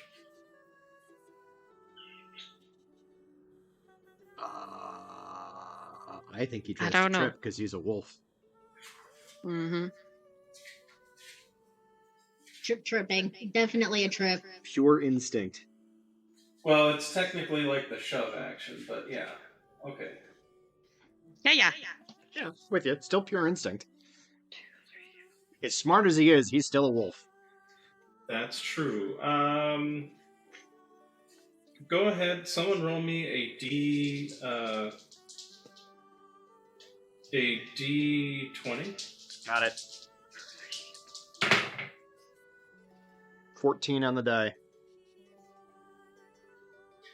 Okay, so Fenrir does attempt to try and trip and kind of like Fenrir goes high and bites its arm and it reels back and then kind of goes in low for one of its legs and tries to pull it out from under him, but it ultimately doesn't get the trip. And that will be it for Fenrir. It is the Driders then with Saral on deck. The Driders continue on with the ritual at this point because so far the Drow House Captain has it well in hand. So they will be done for now after the Driders. Yeah. Saral with the Dragloths on deck. Okay. Saral. There's that asshole in front of us. Yeah. Okay. She is going to whack it with her Morning Star. Okay. Oh, fuck you! Somebody roll me a reroll, please! I will. I want to see Saral fucking bean somebody with a Morning Star. What? I rolled a frickin' 1! Anything will be better than a 1! God damn, you stupid thing. Thank you, Tig. Saral has a Morning Star? Alright, so much better. Thank you. You're welcome. Okay. She hits with a 29. A 29 will hit, yes. She gives 13 points of damage with her Morning Star. Damn, Saral. I picked up some tricks. Well, that's not even her voice. I fucked it up. I picked up some tricks. So she whacks this jerk in the face who's been hurting her. She's now going to use her bonus action to Misty Step out of this because, ow! I don't want to get hit again. That's fair. And where do you want to go? She's going to Misty Step up into the air. Where are the jerks who are doing this bad magic? Over this way. Okay, so let me double check the distance I can Misty Step. I gotta up to 30 feet. Okay, so she's gonna kind of go diagonal up into the air. So what would equate to being there-ish. And she's gonna be up in the air by like 15 feet. Okay. So just out of reach of these assholes. Yep. So up in the air 15 feet. She dimension doors as her bonus action up there. With her parting smack. And then as a move action, because I think that's all she has left. I just want to double check I'm close enough. Can you show me 60 feet in front of her? Sure. Sorry, it's just a little hard to tell with the screen. No, absolutely. The maps. Yeah, it's hard to see the squares. From this far away, the maps do not necessarily. Yeah, I can move this maybe a little bit closer to the thing there too. So 10, 20, 30, 40, 50, 60 would get you to the kind of the center of the blood pool thing. Okay. I'm just gonna move 5 feet closer. So staying that 15 feet up in the air. My move action isn't that impressive, but I just need to be a little closer. But I don't want to get that close because I don't want anyone else to smack me. That's fair. That's fair. So yes, and she still just has her morning star in her hand, like, I'll fuck you up. Now, may we ask, what did that look like? As far as I mean, obviously you're swinging with a morning star, but is there something special to it as far as doing the? So how would you describe it? Her morning star itself, other than being really pretty, does not seem to give any magical aura or any. Don't bite me, cat. Or anything fancy with that. It seems to truly come from within Saral, the ability to lay the smackdown with a melee weapon. But you all know that she is physically not strong at all. She charismatically fucks it up. And I really want this way. to be a morning star covered in like sequins, it's trailing like glitter, sparkly shit up the wazoo. Sparkly pink, excellent. And like a continent away, and it echoes with this reverberation that seems to cross the world, and on Solanel, the echo of this resounds, and you see this little sprite pull on these giant oversized gloves. It's like, right, let's do this. Yeah. So yeah, this is side note. That's a deep dive for those of you who have watched a lot of this stream. So anyway. So yes, this is a new little thing for Saral, and it's from her hero thing. I love it. This is her hero's weapon of the hero. Yeah. Whereas her charisma is the base for the attack and for the damage instead of strength. I love that. That's amazing. Yes, I've been waiting to pull it out at the opportune moment and riding in with Fenrir, because otherwise Thrall doesn't do close-up damage. And admittedly, that Dragloth is, injured, definitely injured, but also confused. How the hell this tiny little thing just clubbed it like a baby seal? Like, it was just like, what? Oh, I loved that I rolled, it's a D8 plus my charisma mod, and I rolled an 8 on the D8 too, so like that was so sweet. And the reroll I got from the thing, I rolled a 19. Plus I did the D4 and stuff like that, so I was just like, yes! So that is the best 500 points spent. I love that, because otherwise there's a 1, and it was going to make it so less like the coolness that I was hoping for, and I've been waiting for this moment, so... The rule of cool with a little reroll help definitely worked in your favor. So yes, okay, I'll stop talking. So somebody else can have a turn. After Saral. After Saral are the Dragloths and then the Drow. Right. So Dragloth, the wounded one, is going to. They're both wounded. What the hell am I saying?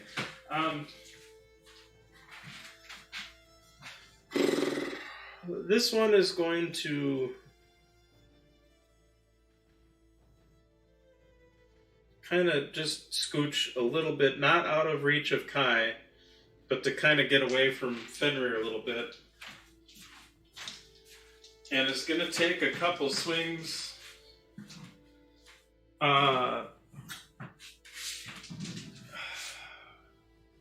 Now, the one guy that blasts him, yeah, is going to take some swings at Kai. So, claw attacks. We got a 14. I doubt that hits. Nope. Does it? But I'm guessing a 24 will hit. Yes. So 16 slashing damage. Ugh. And then, no, does a 15 hit you? It does not. And then so it comes in from its bite, but you kind of bring your sword up and almost kind of spin it so it kind of clamps on that for a moment, and then that does that. And then the other one, it is going to attack Fenrir. It is attacking with advantage because it is reckless. However, that will miss, but that one will hit. So that is 8 damage there, and then it gets its bite. And it will definitely hit,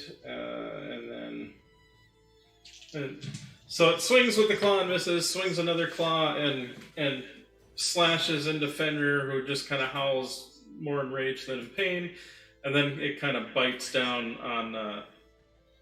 on Fenrir's haunches a little bit, and Fenrir is injured and angry. And that'll be it for the Draglots.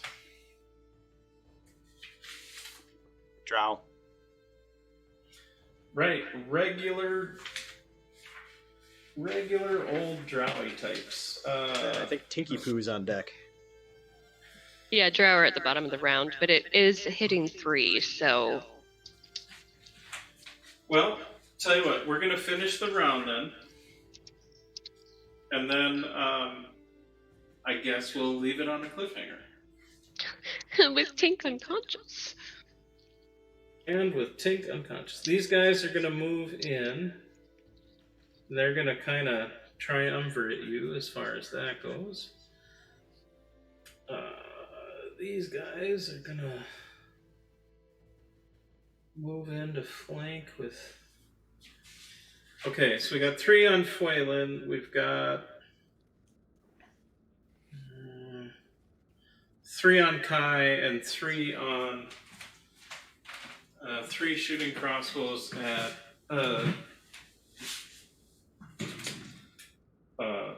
Fenrir. So the 3 on Fuelin, best they got was a 17. That will miss.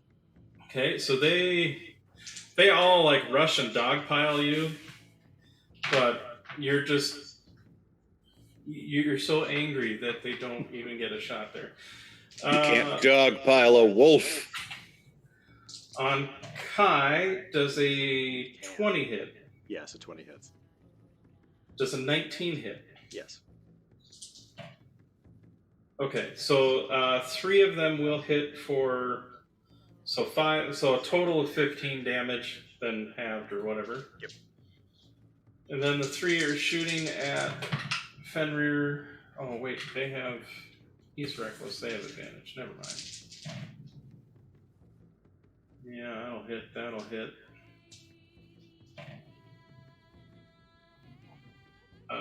But that'll miss. Okay, so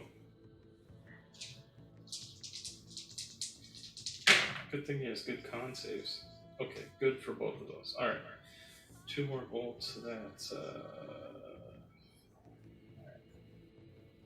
and a few more crossbow bolts go in to Fenrir, who is again more angry than anything. And it is 3 o'clock Central Time, so with the battle in its dire straits, we will leave it there, and I guess we will have one more session. The epic conclusion of this little arc. All right. That is Gravendale. So just real quick, thank you for watching. Go follow our friend Kit's stream, Seven Tail Fox, Tale. Go listen to Chronically Witchy, a podcast that can be found wherever there are podcasts to be had. And you can come back here. We'll be back here tomorrow evening for some Berazaya Argia Chronicles, and then I'll be back on Monday to do my daily. I don't know what the fuck I'm gonna do, but my daily stream. And there's a good chance I'm gonna be doing some Dragon Age later today. So come on back, stick around. Plenty of stuff to be had. Thank you all for watching, and we will see you next time.